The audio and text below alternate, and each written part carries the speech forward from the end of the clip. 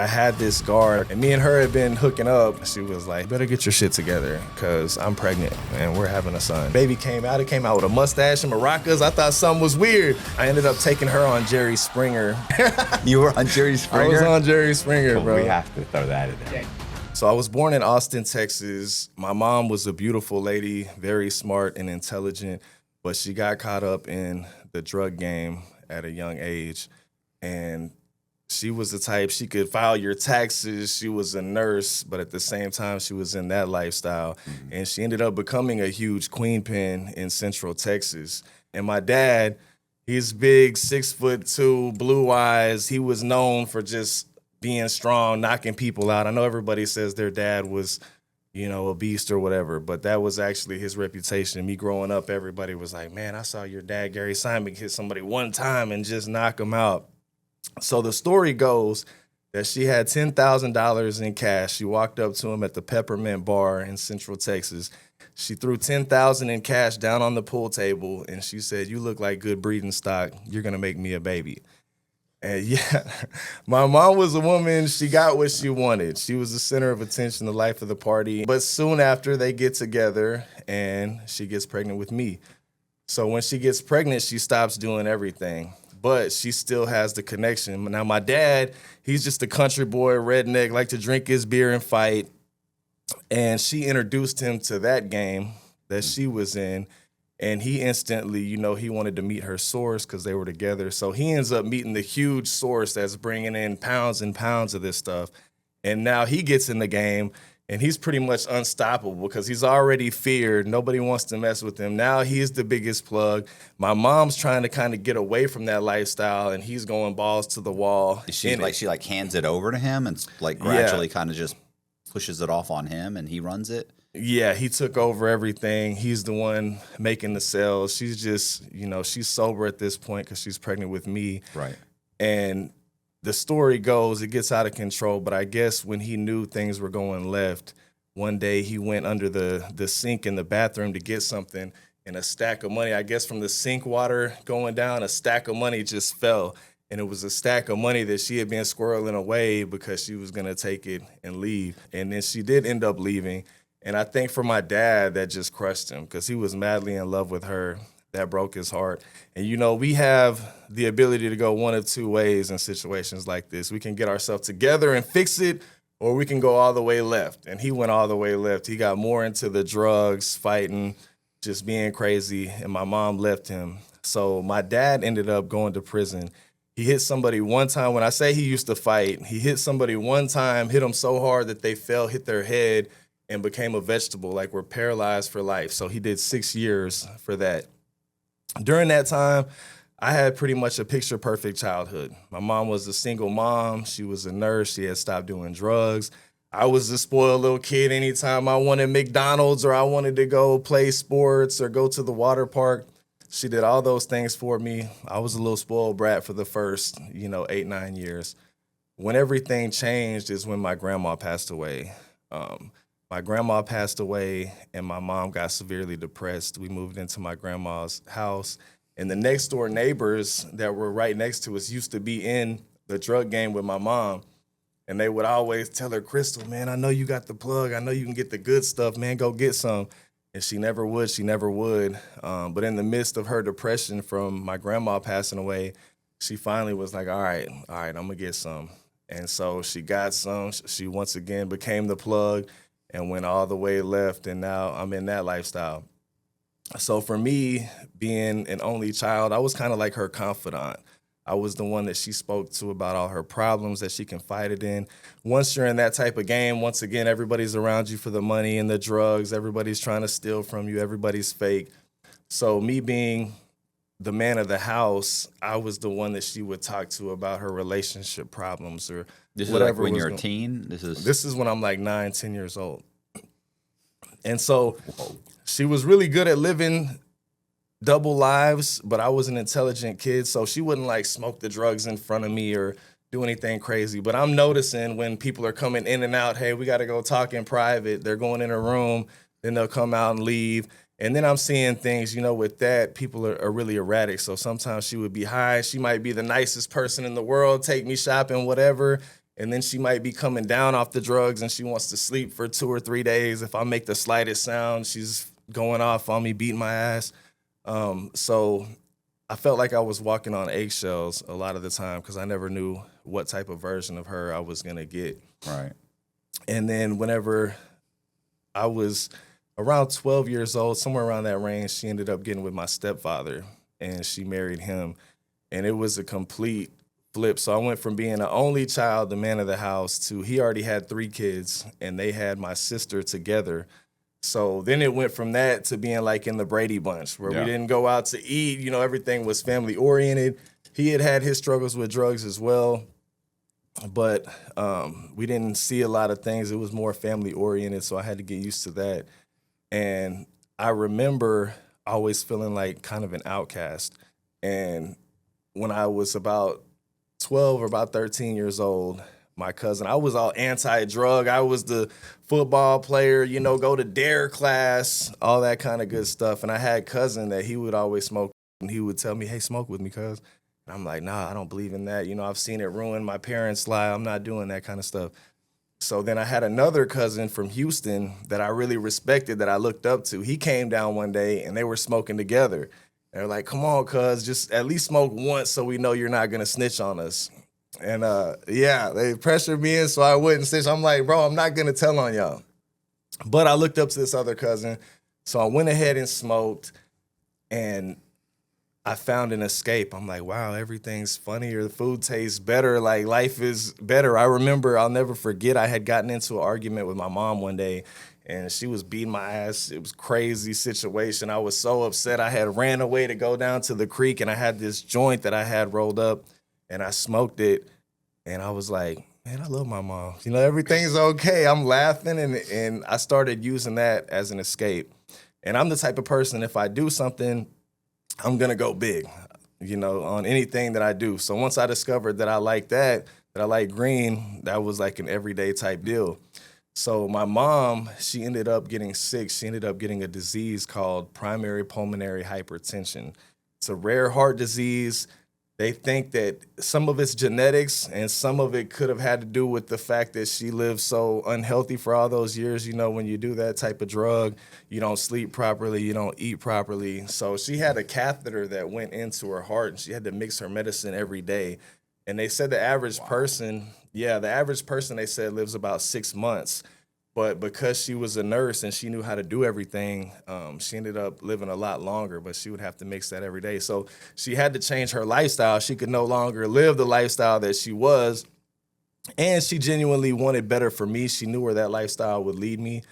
And by the time I was 13, I remember I used to save up my lunch money every day. I'd get like $2 or $3, and I would save it up, and I would go buy a blunt.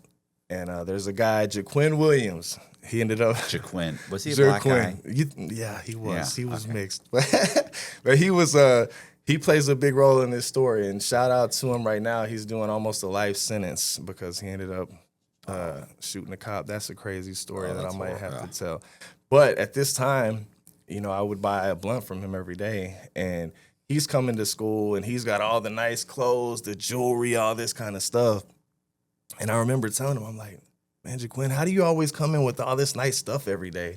And he was like, idiots like you saving up their lunch money. I was going to say, what are you talking about? Yeah. You paid for this. Yes, exactly. He told me bluntly, just like that, idiots like you saving up your lunch money. I was sitting here thinking, man, I'm freaking going hungry every day, so this asshole can buy nice clothes.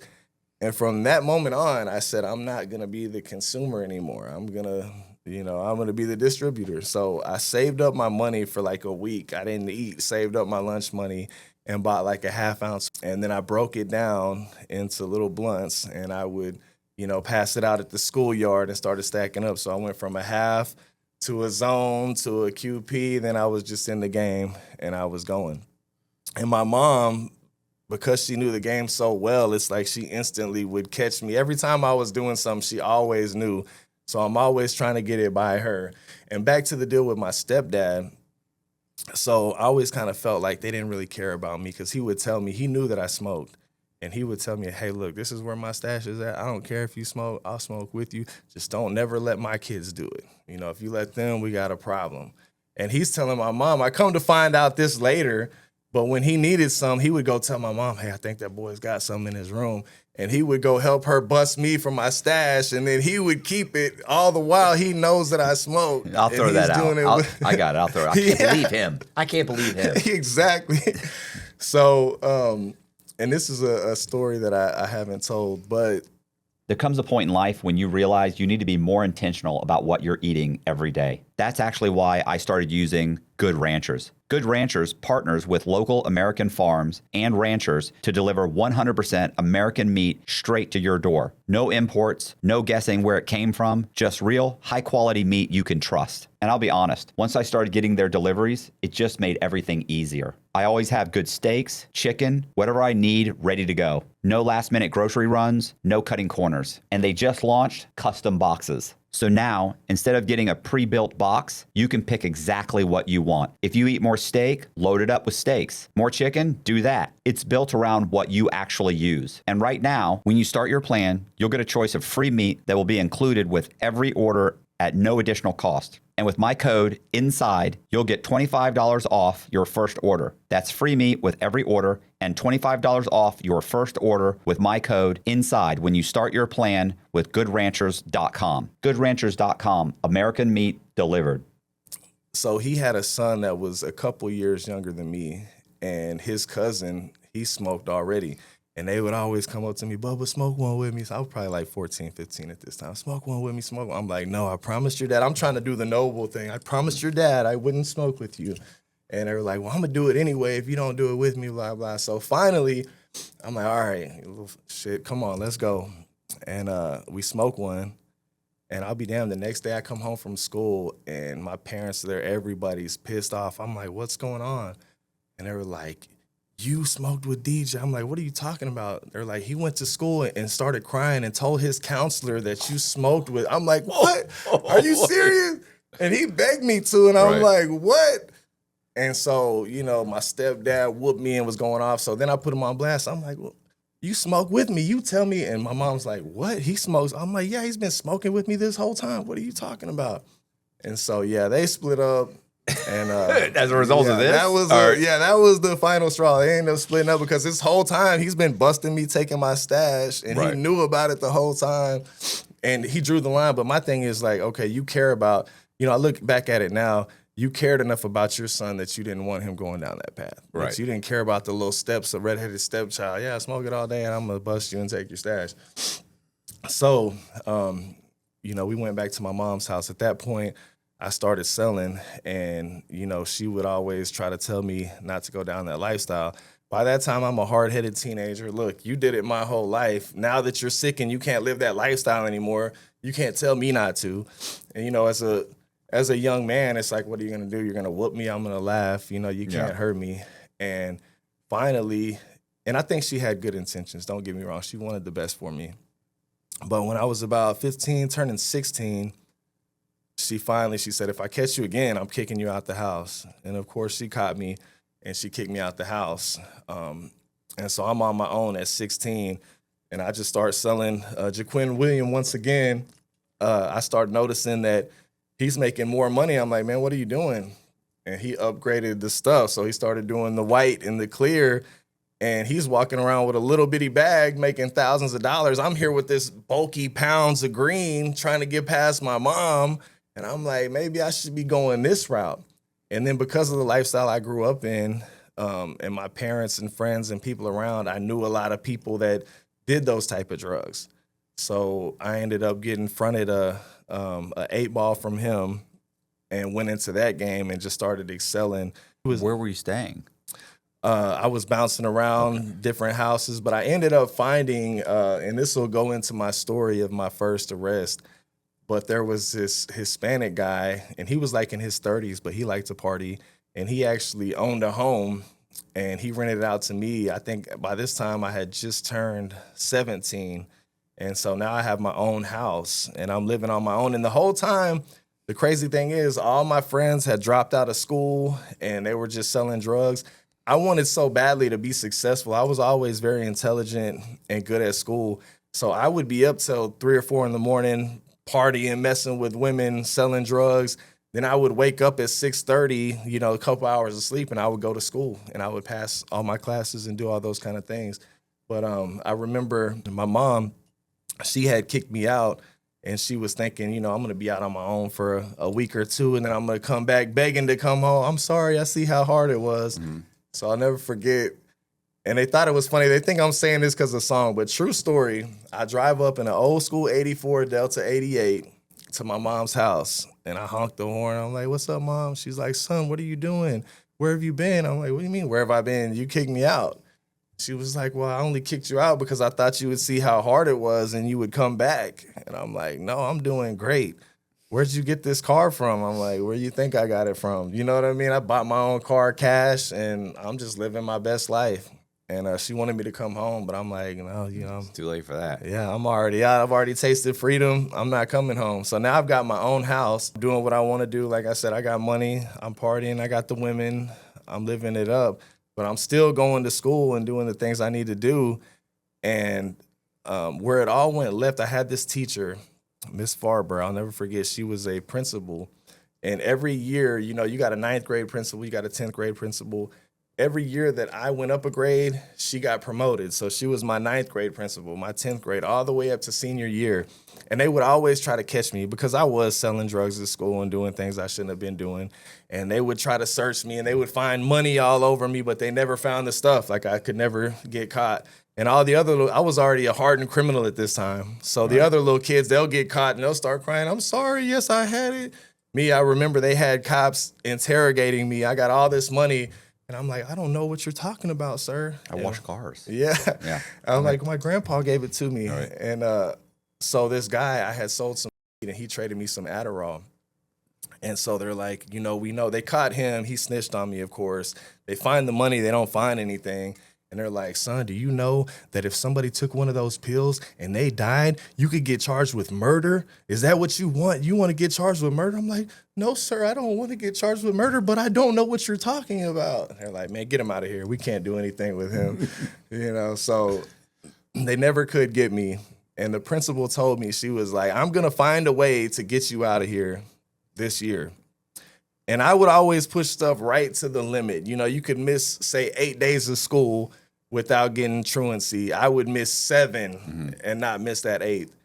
Well, one day I was partying, popped some Xanax, and, was partying, whatever. I wrecked that Delta 88, and I couldn't find anybody to get me to school that next day. So I missed one too many days for the truancy. She took me to court. Now I'm 3 months away from graduating. I've got passed all my tests. I've done everything. I've put in all this work, even in the midst of partying and everything, for all this time. And all I got to do is walk the stage. They had everybody come up there, all the teachers, and say how I was a bad influence. I didn't need to be at this school. And I begged the judge. I'm like, please, I put in all this work. I want to go to college. I want to do all these things. And they gave me court-ordered GED, kicked me out of school before I could walk the stage. And so then I'm like, screw it. That was in my mind, we're programmed that if you don't do good in high school and get a college degree, you're not going to be anybody. I didn't know about entrepreneurship and all the things that I know today. So I'm thinking my life is over. I might as well just go balls to the wall and sell drugs. And so that's what I did. I went all the way left. And while I was in that house, now I'm selling, the green, the white, everything else. And I have this, there's this girl that she's telling me, she's like a 30-some-year-old lady, and I'm messing with her, and I'm selling her stuff too. And she had told me, she left my house, and she was like, hey, they told me if I called you that I'll go to prison, but I can't not tell you. She was like, I left your house, and they said this is a drug house, and they had been watching it. And they're about to get you. And I'm like, so what happened? She got pulled over or yeah, something? she left the house and got pulled over. Now let me backtrack and tell you about this part. So there was a guy that was real consistent that would buy stuff from me. And he had this nerdy little white guy that would buy stuff from him. I mean, pay top dollar all the time. And I would front him, and he would sell to that guy and then give me the money. And at one point, he was like, hey, bro, I'm doing bad. I don't got enough to pay you back for what I did. Why don't I just give you this guy? And I'm like, you're going to give me your best customer that's paying top dollar? Like, should have been a red flag. But I'm like, okay, cool. So this guy and he looked the part too. I tripped out, but he would come by, and the thing that threw me off is he always wanted to smoke it in front of me. And if I'm just chilling, partying at the house, like, yeah, cool, load it up, whatever. But sometimes I'm chilling with the girl, I got stuff to do, and I'm like, bro, I don't got time to sit here and smoke. Just take it and go. And he was like, man, just let me smoke a little bit before I go. And I'm like, man, what is the deal with him always wanting to smoke? And he would always be nosy too. I'm just getting in the game then, so I don't know all the rules of it yet. I don't know to be secretive. And he would always ask me like, man, how much you got? You doing good? You been upgrading? I'm like, bro, why are you worried about what I got? It's none of your business. Just know I got what you need. And it got to the point where I was so paranoid that I thought he was the police, that this is pretty crazy. But one day he came in, and I don't know what I thought I was going to solve by doing this, but I had an old school dirty Harry Smith & Wesson 357.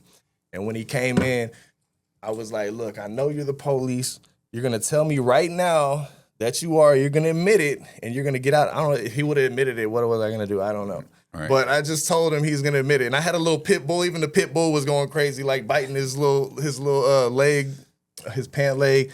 And he was like, bro, he deserves an Oscar, because he was like, bro, you're tripping. You need to get some sleep, bro. I smoke it right in front of you. How could I be the cops? That's what I was thinking. Yeah. He's smoking right in front of you. He's not, but he's just an informant. Right. That's what I'm thinking. That's what got me. I'm like, you got a point. And I'm like, no, I'm just messing with you, bro. I just wanted to see where you are. He's like, yeah, you're tripping, but hey, how much you got? So boom, this happened a day or two before. Now, I feel like God, the universe, whatever you want to call it, has always looked out for me. There's been some situations where I could have gotten a lot of trouble, life sentences, killed somebody, died, whatever, but somehow I escaped by. And so that house that I lived in, I think that Mexican guy, he would come sneak in the house when I was gone and like dig in my stuff or whatever. That gun had came up missing that next night. So the gun is gone. I get a call from her. Now I've got a pound of grain that I put in the stove, because where are you going to put a pound? Who's her? The girl that left. The girl that I was messing with, the older girl, she left and got pulled over. So I just was giving you a background on the situation with the guy, which leads up to this. She leaves and she gets pulled over. She tells me that they're looking at me. So I don't have anywhere to, I put that in the stove, the green. And then I had about a half ounce or ounce that I put out in the electricity box outside the house. And boom, so we leave, and I'm with Jaquin once again. Me and him have linked up a couple of times in this story. But I'm thinking, we don't have anything on us. I'm 17. I don't have a lease for this house. I'm already hip to the law. So we leave, and they pull us over. And I'm like, what are you pulling us over for? And they wouldn't tell me. I'm like, you can't just detain me for no reason. Mm-hmm. They left me sitting in the back of the car for like 30, 45 minutes, wouldn't tell me what was going on. And finally, they came back and they said, we're taking you to the house on South 11th Street. We're about to go searching. I'm like, for what? That's not my house. I don't live there. And they're like, we know you live there. We're going to go in it. I'm like, bro, I'm 17. I can't even have a lease. Little do I know, they've been watching me for 6 months. They know that it's my house. They know all the things. But at this time, I'm like, no, y'all can't take me in here. And legally, I don't think if they would have. So they took me back to the house, and they're like, let's go in the house. I'm like, I'm not going in there, a house that y'all are about to search for drugs that I don't even live in. And so they actually physically picked me up, kicking and screaming, into the house, which I think is probably illegal for them to do that, because if they would have found the drugs with me outside the house without a lease, they couldn't technically charge me. So they take me in there, they start searching, they find the green, and then they're like, where's the gun? Where's the other stuff? I'm like, what are you talking about? I don't know what you're talking about. And they were pissed. Luckily, you didn't have the gun. Right, it was gone. And they never found the other stuff. All they found was the. And I'm wondering in my mind, like, how are they so adamant? Like, we know you have this. And I couldn't figure it out at the time. So they didn't get me on the gun. They didn't get me on the other stuff. They got me on the green. They take me in. I file a motion to discover. I find out how they knew all those things, because Mike Feebig was his name. He was a criminal informant, and yeah, he had been setting me up the whole time. So I'm sure he told him, like, this crazy dude pulled a gun in my face and all this stuff, but I wouldn't admit it. So now while I'm in there, I'm already, at this time, I don't have much money. They took whatever drug money I had, whatever. My mom's sick. She's not wanting me to be in this lifestyle anyway, so she's not going to help me out. So I don't bond out. I'm in there for like 3 months, and they come at me and they say, look, you can either accept it and we'll give you probation. You'll do like, 5 years probation. Or I'm like, well, I don't want probation. In my dumb mind, I'm like, I want to smoke green when I get out. I don't want to be on probation. I'm going to mess it up anyway because I had no intention of changing. And so they said, or you can do 6 months state jail. And I'm thinking, well, I've already been here for 3, almost 4 months. Another couple months and I could be out free and I could smoke and do whatever I want to do. So I'm going to take that. And my mom begged me, and I didn't know. She was like, son, please don't get a felony on your record. That's going to follow you for life. It's going to make it hard to get jobs. And, me, I'm tough. I'm a 17-year-old. I'm not even old enough to buy a cigarette, but I'm in prison with grown men. And I'm like, no, I'm going to go.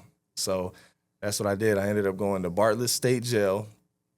And when I got there, it's always going to be a shock. I don't care how tough you are, who you are. Going into prison, they shave your head, they strip you naked, you're having to squat and cough. I'm a little boy around all these grown men. It was definitely a culture shock. But I was always... Also state, right? Yeah. It's rough. Yeah, so the thing about state is there is no parole. You're doing day for day. So... so they got state jail. Oh, okay. Parole. You're parole. I was thinking probation. I was thinking, did you have probation after? No. So it was just that's why you took so that. State jail is the same kind of like TDC, but it's at that time I think they increased it to 5 years, but at that time it was 6 months to 2 years. Same type of setup, same type of units, but you're doing day for day. The difference is, in prison you want to make parole, so you might not fight, you might not do certain things. Right. But if you're getting out in 6 months, you can do it fighting every single day and you're going home that same time. So there's no incentive for good behavior. And so, good. Yeah, it's not. So I get there and you're 17 and with adults? Are you 18 by now? No, I'm 17 with years adults. old with 50-year-old, 40-year-old grown men. Yeah, I don't think they would. I mean, that and that's how it still is in Texas. At 17, you're charged as an adult. No, in Florida, it's I think up to 20. What did Josh say? 20, 21, 22. You could be, but the problem is that you'd rather be probably rather be in the with the adults than with the juveniles because the juveniles are super. That means everybody's a young kid ready to fight. Right. Yeah. That's no good either. Yeah, there's really no good situation, really, to be honest. Yeah, absolutely. But I do think it's kind of crazy. Like, you can't even buy a cigarette, but we're going to put you in prison with these grown men. Yeah. But so me there, I've always been the kind of guy I felt like I needed to prove myself. I was the white boy in the group, around a lot of Hispanics and blacks.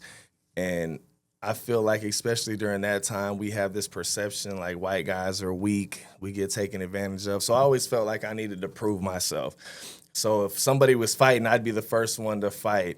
If they were kicking doors, I would be the first one to go. I always wanted to prove, even for a while, I was pimping females because I'm like, I can do it too. So I had a couple females that I was pimping and really just, I was always trying to excel and prove myself, but in the wrong type of world. Later on, it would serve me in better ways. But in that point in time, you watch the Scarface movies and hear the Trap or Die Jeezys on the radio, and it's like, this is what I want to strive to be. And I'm already thinking I can't go to college, I can't do any of these things, so this is my only outlet not to be working at McDonald's for the rest of my life.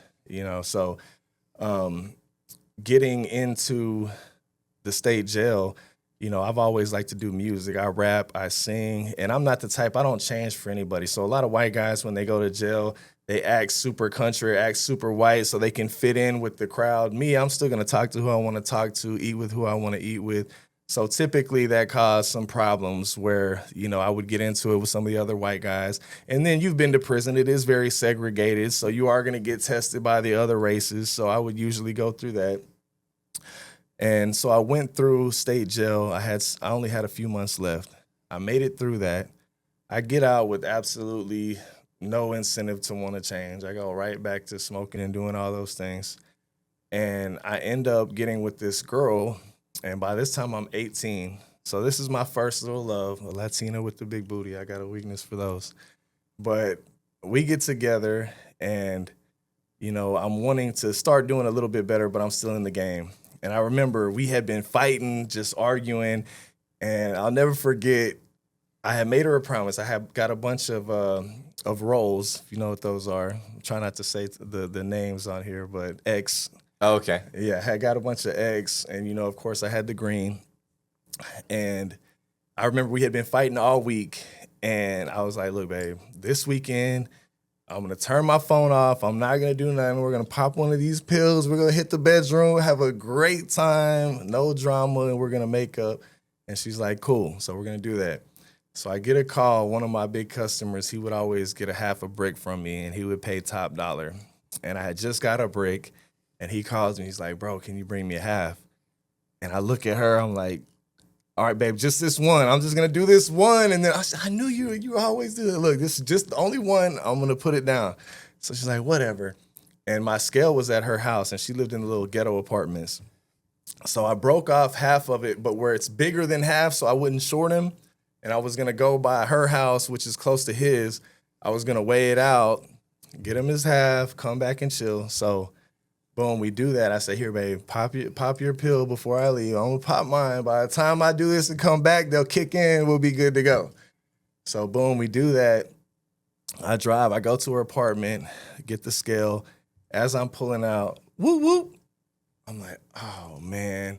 And I guess it's a bad area in Belton. It's in Bell Oaks Apartments. And so they already know what time it is. And I've got like the slab type gangster car back then.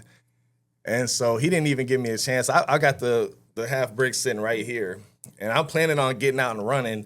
But like when he opened my door, he was instantly like, come here, and cuffed me. I'm like, dang, it's right there. So he gets me. Now, all this will come into play later, but there's a little elementary school down the street from here.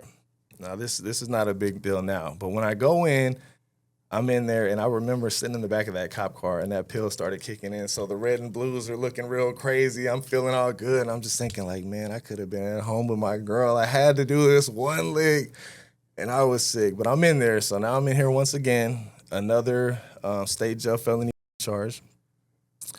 And while I'm in there, you know how it goes. Like, the letters start to slow down. I'm thinking, okay, she's going to fall off. She's going to be with somebody else. And right when I was ready to write that off, I get a letter from her. And she was like, hey, you better get your shit together because I'm pregnant and we're having a son. And I'm like, oh, wow. And this is the first time in my life now I've got an incentive to want to do better. Like, I'm like, okay, this, I need to get my stuff together, right? And I have this crooked lawyer, Mike Magana.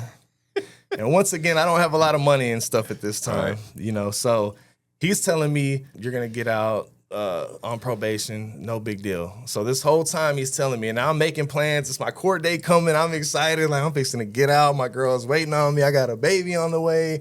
And they call me to court, and he's promising me I'm getting out. I get to court, and they say, Simek, you have a visit. I'm like, a visit? I'm about to go see the judge. They're like, you got a visit. I'm like, okay. So I go in there, and it's my lawyer. And mind you, I've been in there for some months. He was like, hey, man, after talking to the DA. Bad news. Yeah, talking to the DA and your record and everything like that, man, they're not going to let you out today. I'm like, what do you mean? I've already gave away all my stuff. Like, I'm supposed to come home.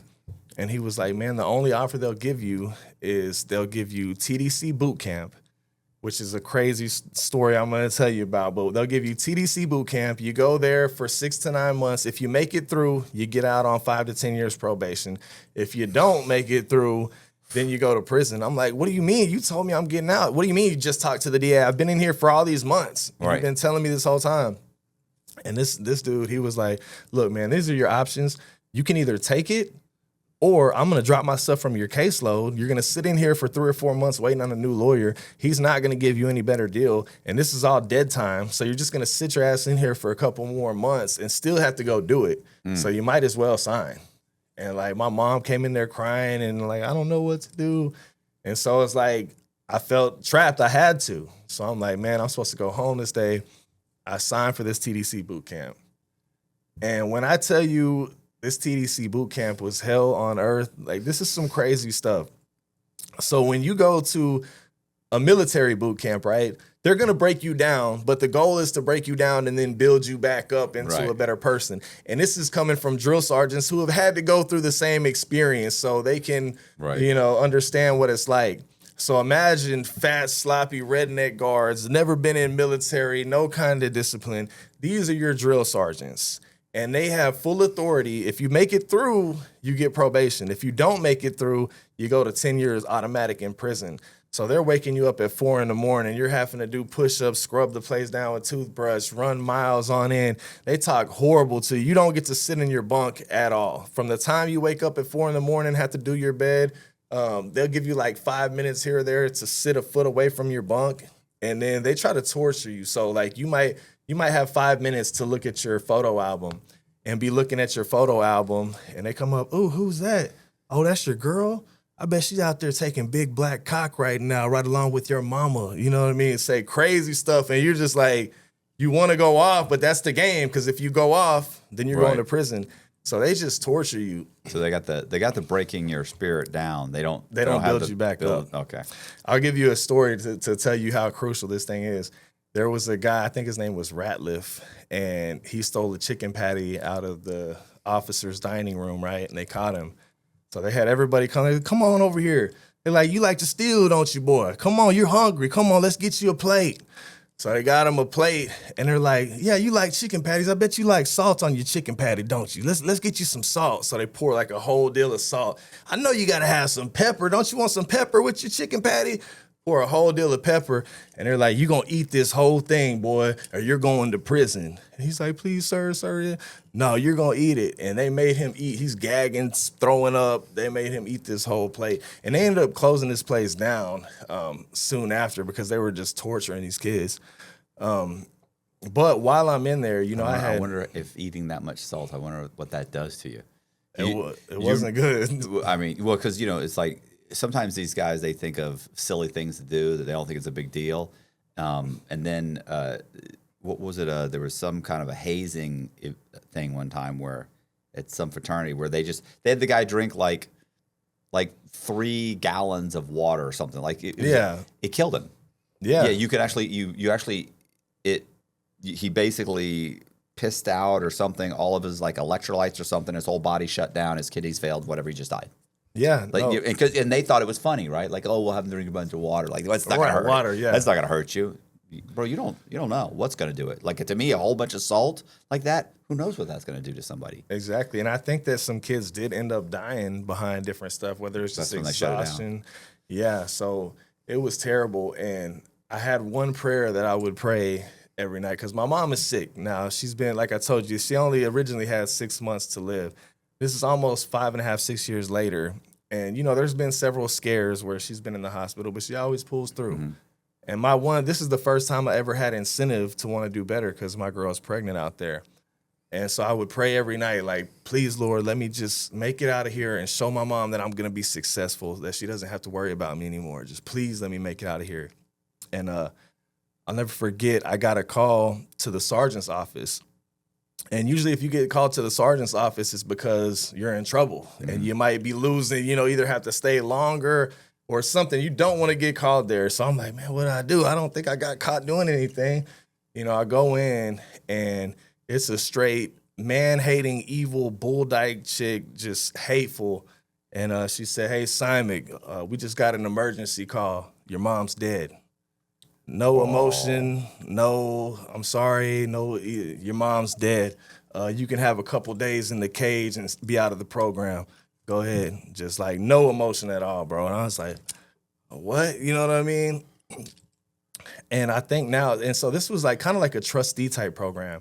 So I'm thinking, usually they'll bring in like a priest, something. Like at Coleman. If you got called to like to go to the lieutenant or the church or something, like, "Hey, go to the church," or you were like, "Oh fuck, dude, this is no good." Yeah, and they didn't do any of that. And I'll tell you something that'll stick with me for the rest of my life. I hadn't heard music because in here you don't get coffee, you don't get music. I mean, it's hell. Mm-hmm. And she had a radio in her office, and it's the first time I heard music in months. And it was a Bone Thugs and Harmony song I always remember. It's like, "I tried so hard, can't seem to get away from misery." And like the words to the song, like as she's telling me that, it's like, wow. And just no emotion kicked me out. And I look at it now, and it's probably for the best because they wouldn't even let me go to the funeral. And, I wasn't doing serious time. I'm in there for a charge, Right. you know, but wouldn't let me go to the funeral, say my goodbyes or anything. So I remember being in there, and in my mind, I was just thinking like, man, I need to ease this pain. I need something. I need some alcohol, some drugs. I mean, you don't even get Tylenol in there. So I had nothing that I could do. So I wrote out the eulogy that I never would get to say and just, you know, let it all come out for a couple of days. And then I'm right back in the mix. And, you know, the way that I justified it to myself is like, you know, God took my mom, but I got a son on the way. And he probably didn't want me to crash out and do something crazy when I lost my mom. So I probably needed to be in here. But now I'm going to get out and I'm going to do right. And I'm going to have my son. And you're saying they let you out? Well, no. So I had to finish the program. Okay. So I'm still in there. But in my mind, I'm thinking it's probably good. Okay. And I do, instead of doing the full 9 months, I think they may have had a little bit of sympathy because I did, you know, probably closer to 6 months, maybe a little less, and they let me out. So that may have affected me not doing the whole thing. But so I get out, and I get with this girl, and I tell myself that I'm gonna start doing right. And I'm waking up at 4 a.m. Her dad has a concrete company. So I'm laying out, you know, I was this drug dealer, you know, criminal. Now I'm up early laying concrete. I got my girl. And, you know, I was locked up whenever she was out. And so I had asked her, I'm like, hey, look, I know I was locked up around when you got pregnant. Are you 1,000% sure? Like, if you messed with somebody one time and wore 2 condoms, like, I need to know, is there any possibility? And she's like, no, you're freaking crazy. I know for a fact it's yours, blah, blah. Whatever. So I'm like, cool. So she has a little boy. I named the little boy. I cut the cord. I'm happy. I'm thinking this is what God gave me to replace my mom. And for some reason, I always make a joke because she's Hispanic, I'm white. I'm like, man, when the baby came out, it came out with a mustache and maracas. I thought something was weird. But in reality, you know, I love the girl. And I just had this weird feeling in my gut. Like, I just was unsure. And I would ask her, like, probably got annoying when we go different places. I'm like, hey, you think this baby looks like me? And she's like, why you always ask that? But I finally was like, hey, look, I want to get a DNA test. And I would rather, and we're about to get married. We're about to, you know, a little trailer park fantasy. We got a trailer, got a ring. We're about to do all this stuff. Our families love each other. And, you know, I'm like, I don't care if everybody gets mad or not. I got to get a DNA test. I'd rather everybody be mad at me for a couple of days and me be at peace than me be wondering in the back of my mind. And she was like, okay, dumbass, go ahead, get one. You're just going to waste, you know, at that time it was like $800-900. Right. You're going to just waste $800 that we could have used for our house or whatever. And I'm like, screw it, I'm going to do it. So I get the DNA test, and I was supposed to get the results like a couple days from then. They didn't have the results. So I'm kind of on pins and needles. And I end up going to work with her dad that next morning. It's early in the morning. Hey, mijo, you know, we're eating our little breakfast tacos, fixing to go get the day in. And I see this call, and it's the place. And I'm like, my heart starts beating. I'm like, oh, my God. And I'm like, okay, I'm probably just tripping. You're just tripping. And I answer the phone.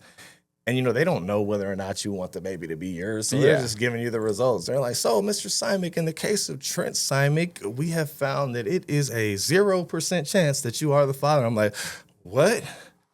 And I'm like, what?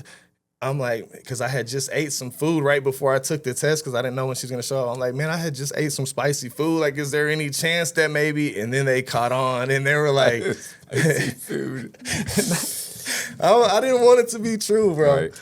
But I was like, you know, is there any chance this could be wrong? And then she kind of caught on, like, oh, he's upset. He's like, sorry, Mr. Simon, but these are 99.9% accurate. Like, you're not the father. So I'm like, what?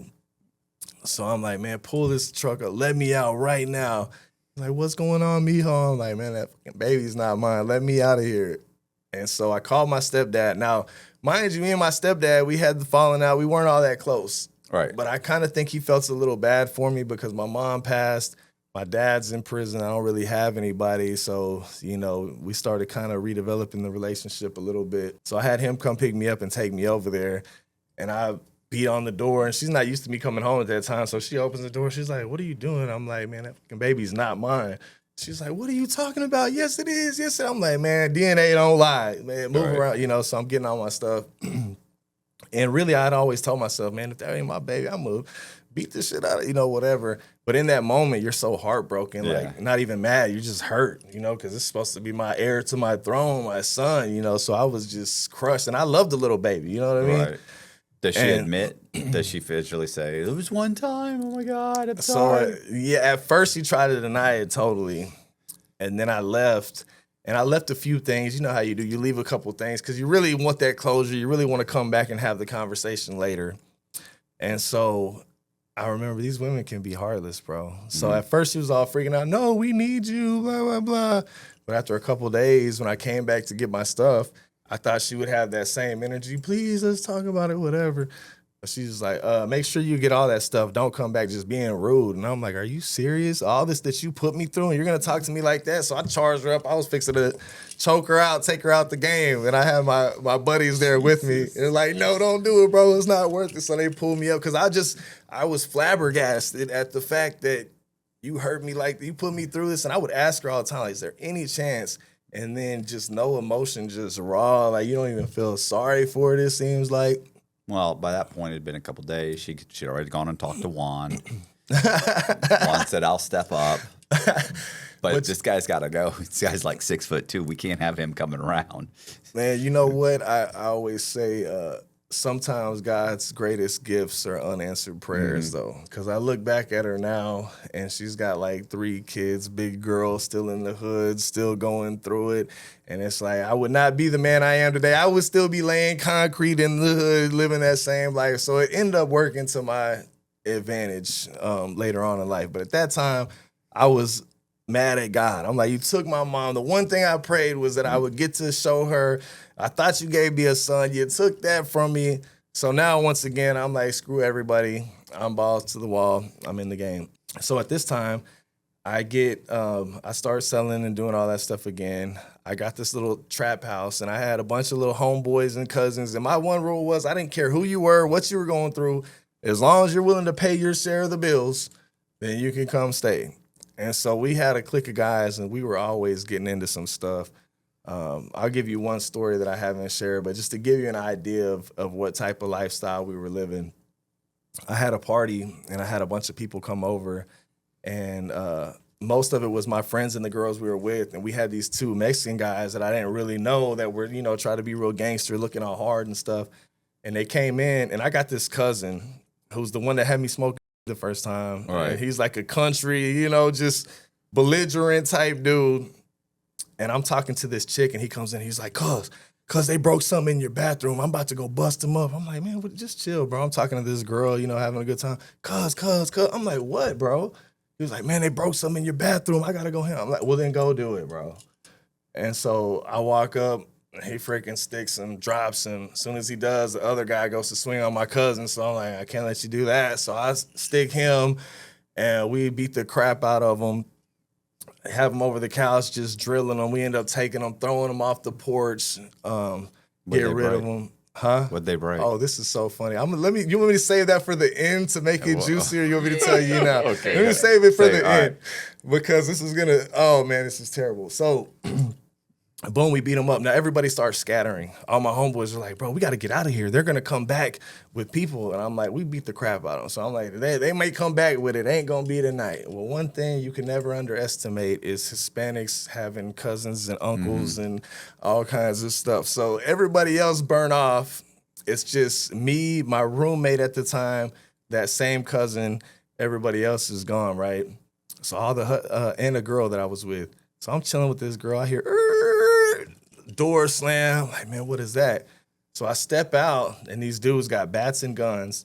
My cousin that started the whole thing, he's standing there, and they're looking at him like they're gonna do something, and he's just like, whoa. And I'm so noticeable. I stand out.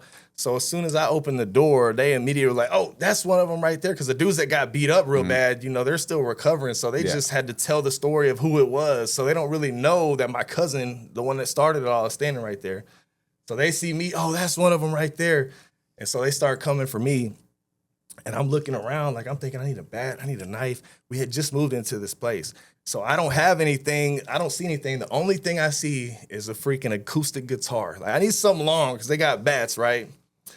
So What's that gonna do? It's I balsam wood. That's all That's all I saw, and I was a little intoxicated by this time. So I grabbed the guitar. They're charging up to me. Boom! I hit one on the steps. He puts his hand up. It just shatters, just like in wrestling, like in the splinters. Doesn't do nothing. I'm like, oh crap! So they start trying to bust in. I'm trying to slam the door on them as they're busting in, but they end up busting through. And we're in this little house. And like survival mode kicked in. So as one would try to swing the bat, I would like rush him up against the wall. And then the other one, I'm trying to hold this one back as he's trying to pistol with me. And then I'll charge him and I'm just going back and forth. And I'm trying to hold the bat because I'm thinking the bat, if he's gonna shoot me, he's gonna shoot me. But the bat, that's gonna hurt. So I'm holding the guy with the bat and I just feel this like tink, tink, tink. And it starts getting like, I start feeling like, oh man, he's pistol whipping me. I'm about to get knocked out. And I literally had like survival instinct. I went crazy and just shook them both off me and took off running out the back, jumped out the back door, ran off into the field, right? A little bit later, I hear, Cory. Yeah, it's my cousin. So I'm getting up and, I'm bleeding out my head. Luckily, I came out pretty clear with my face and stuff, but they had caught me, I guess, with the bat when I was trying to run. I find out later that I fractured my ankle, so I had to get a cast and stuff.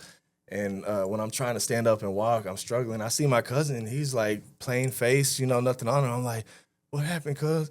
He was like, man, they got AJ bad. And I'm like, what happened with you?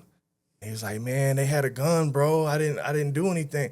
I'm like, what? You started this whole thing? Mm-hmm. And we're getting jumped in. So he stood there and watched us get our asses kicked after he's the one that started it, and he didn't do nothing. I go up to the front, I see poor AJ. I got to give him respect. All four of them had started rushing me. My roommate, AJ, he ran and tried to spear like two of them to get them up off of me. So he's got two in the yard, and I got two on me while my cousin's just sitting there looking. And they had caught him with the bat in his jaw. So his jaw's just hanging like a piece of meat. And we're like, obviously, we don't want to call the cops, but bro, we have to. He's like, no, don't call him. I'm like, no, we're calling him. So we call the ambulance. We don't say what happened or whatever, but the ambulance, and he gets his jaw wired shut. And I just can't believe my cousin. I'm like, bro, you didn't even jump in to try to help us. We did all this for you. And so the next day, I don't even go to the hospital or nothing. I wake up. When you're drunk, you don't really feel it. The next day I wake up, I can barely walk. I'm like, oh, man, I'm hopping on one leg. I got to pee. So I go in the bathroom, and guess what was broken? What? A little freaking dollar store soap holder that I paid $1 for at the dollar store. So you did all this over a dollar store soap holder and then didn't even have our bag. Right. Oh, man, yeah, we had a falling out. I don't think our relationship was ever quite the same after that.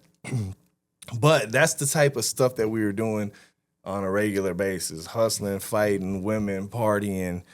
And at the house that I had, there was a situation where this Mexican guy that I don't do a lot of business with, I wasn't even messing with a lot of white at the time, but I had buddies that would go to the valley out in Texas and they would get stupid prices and then we would ship it through the mail. So like a brick that might be $1,000 here, we could get for $250 if we could get it through the mail. And they had a bunch of white and I didn't even want it, but he was like, here, let me give you a couple ounces, just get rid of it. It wasn't all that great. And so I'm like, cool.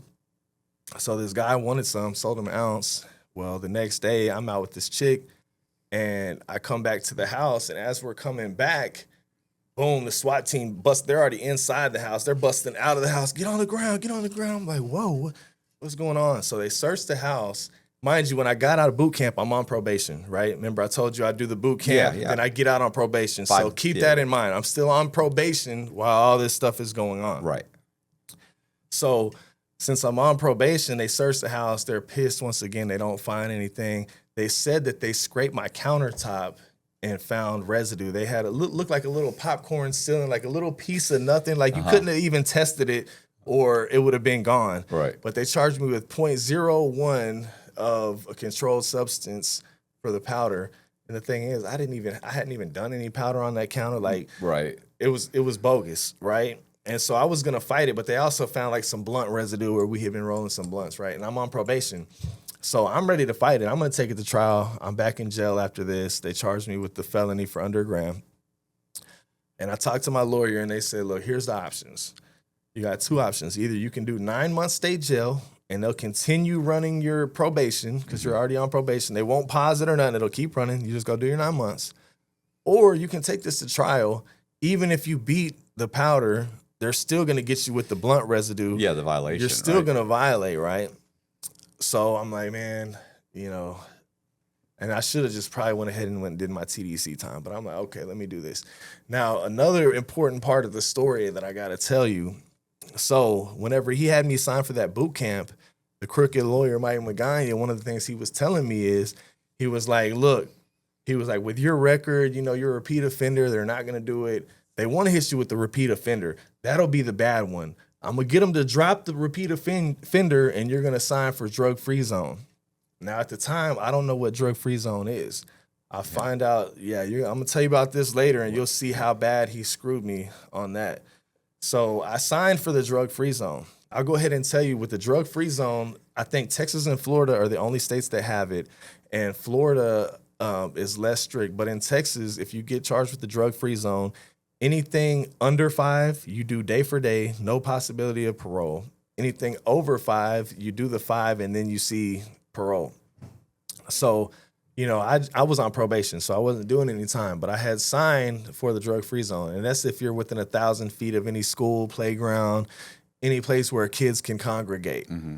So You mean you can't live that close to them, or if you're caught? No, if you're caught, like say, okay, so then it's an remember, enhancement. yeah, remember I had the little ghetto elementary school by her apartment. Yeah. Now, mind you, it's 12 o'clock at night. There's no kids in school. I'm not selling to little Timmy on the playground. Yeah. There just happens to be a place There's just just down a the street. school, and it's summertime. Right. It's a.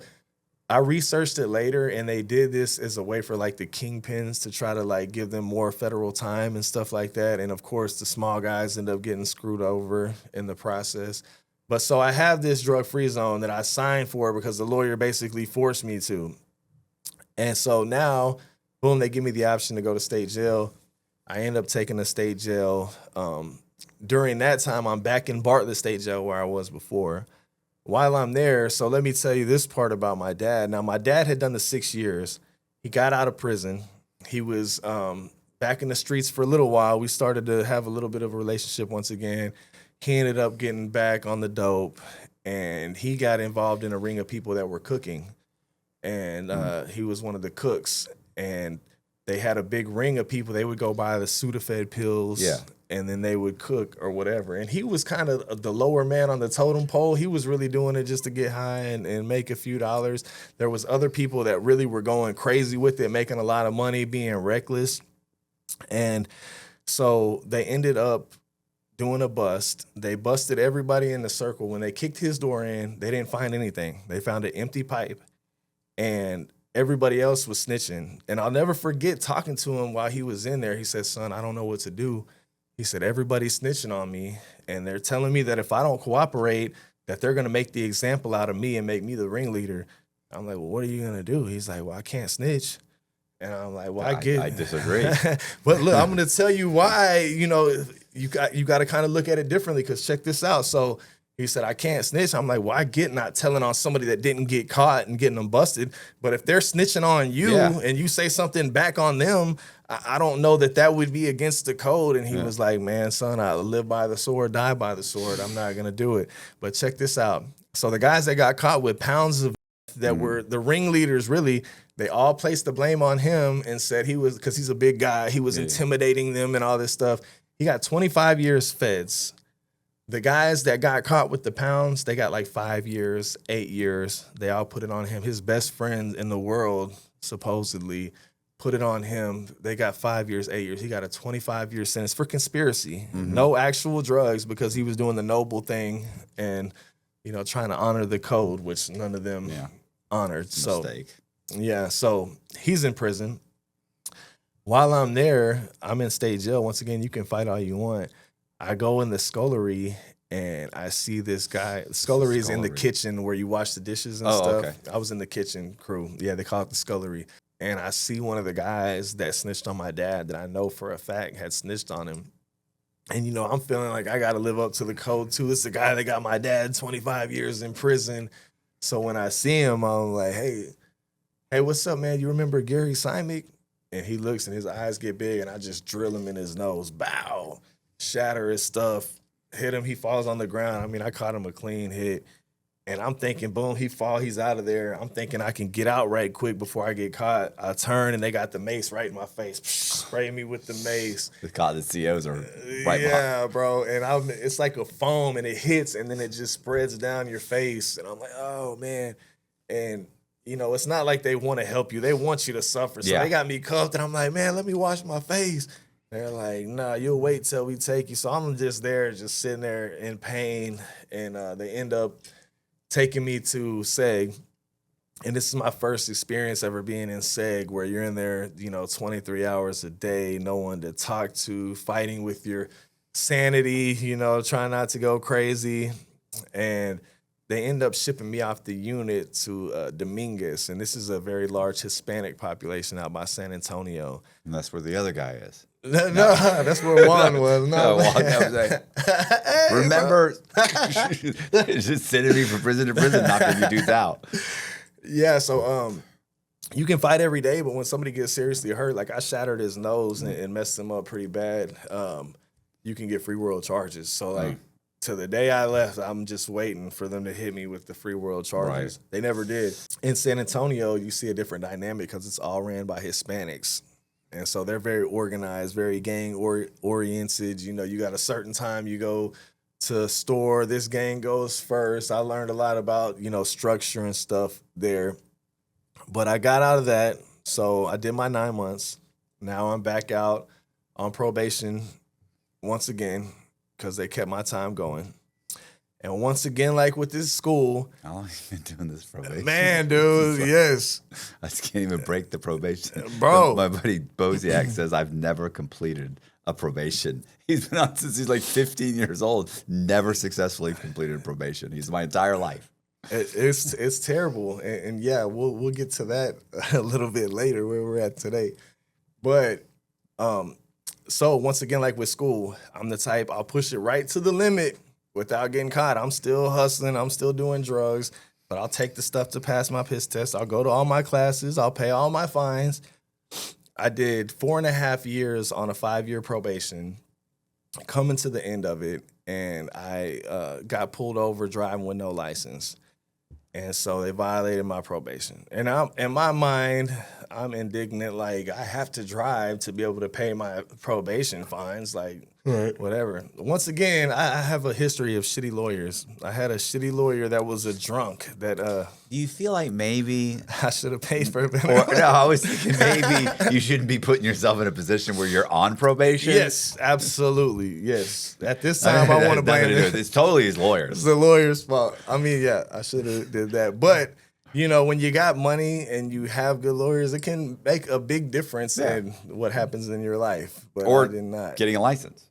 Either that, you know, and I look at it now, you're going to laugh at me when I tell this next part. So, once again, the lawyer's like, oh, it's just a weed charge. You wrote probation for driver's suspended license. Not a big deal. I feel like these other two. I feel like my other lawyer said this too. Yes. And that's what I was thinking. And by this time, I had another chick that I was with. And just a quick crazy story with that. Her children's father was one of my best friends. We had this little group. I don't want to call it a gang, but like a group of people that did stuff together. It's a club. And yeah, family.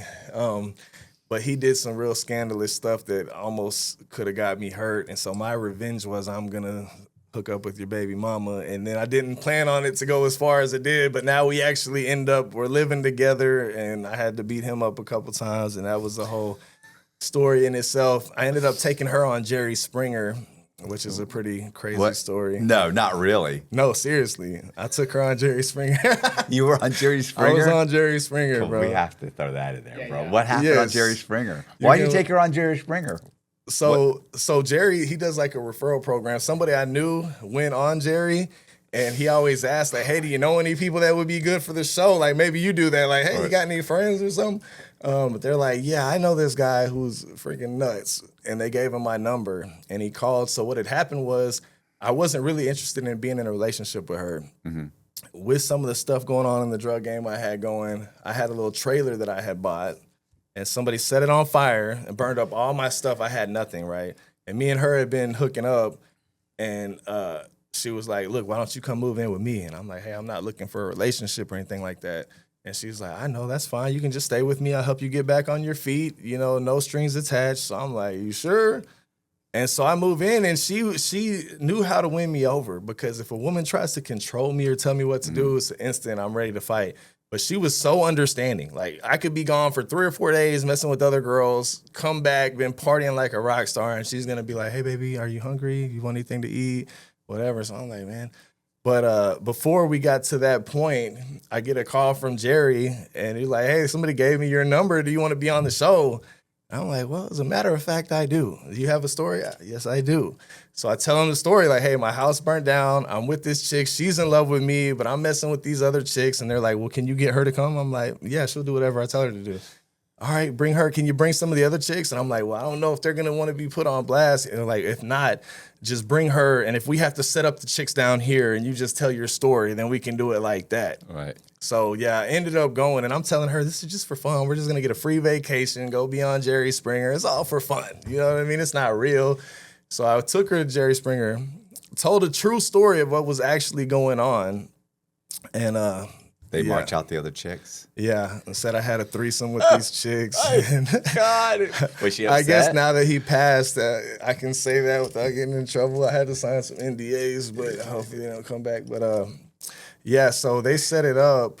But the funny thing is, they kind of... Oh, so the chicks that walk out on stage weren't the real chicks? No, it was a true story, but not the real chicks. So these other chicks The come girl out and I they was say, with- we've been sleeping with this guy. Yeah. And so the girl you're living with is like, what? Yeah, so in her mind, I'm like, this is all make-believe. You know, this is not even a real story. But in reality, this is a real story, just with actors as the chicks. You know what I mean? What does she do? And Jerry, this is the funny thing. She's like a sweet, innocent country girl. Right. But Jerry, you know, they kind of encourage there to be a little drama. So the one thing they ask is like, hey, no closed fist if you slap, whatever. But when they got out there, the girl had such an attitude and was talking so crazy. She was just like, you fucking bitch, and started hitting her. Like, they really started fighting. Like, the chick got a black eye, the actress chick, and she was all pissed off. Like, why did you go that hard? So, yeah, it's on. It's on. We can pull it up. Is it on YouTube?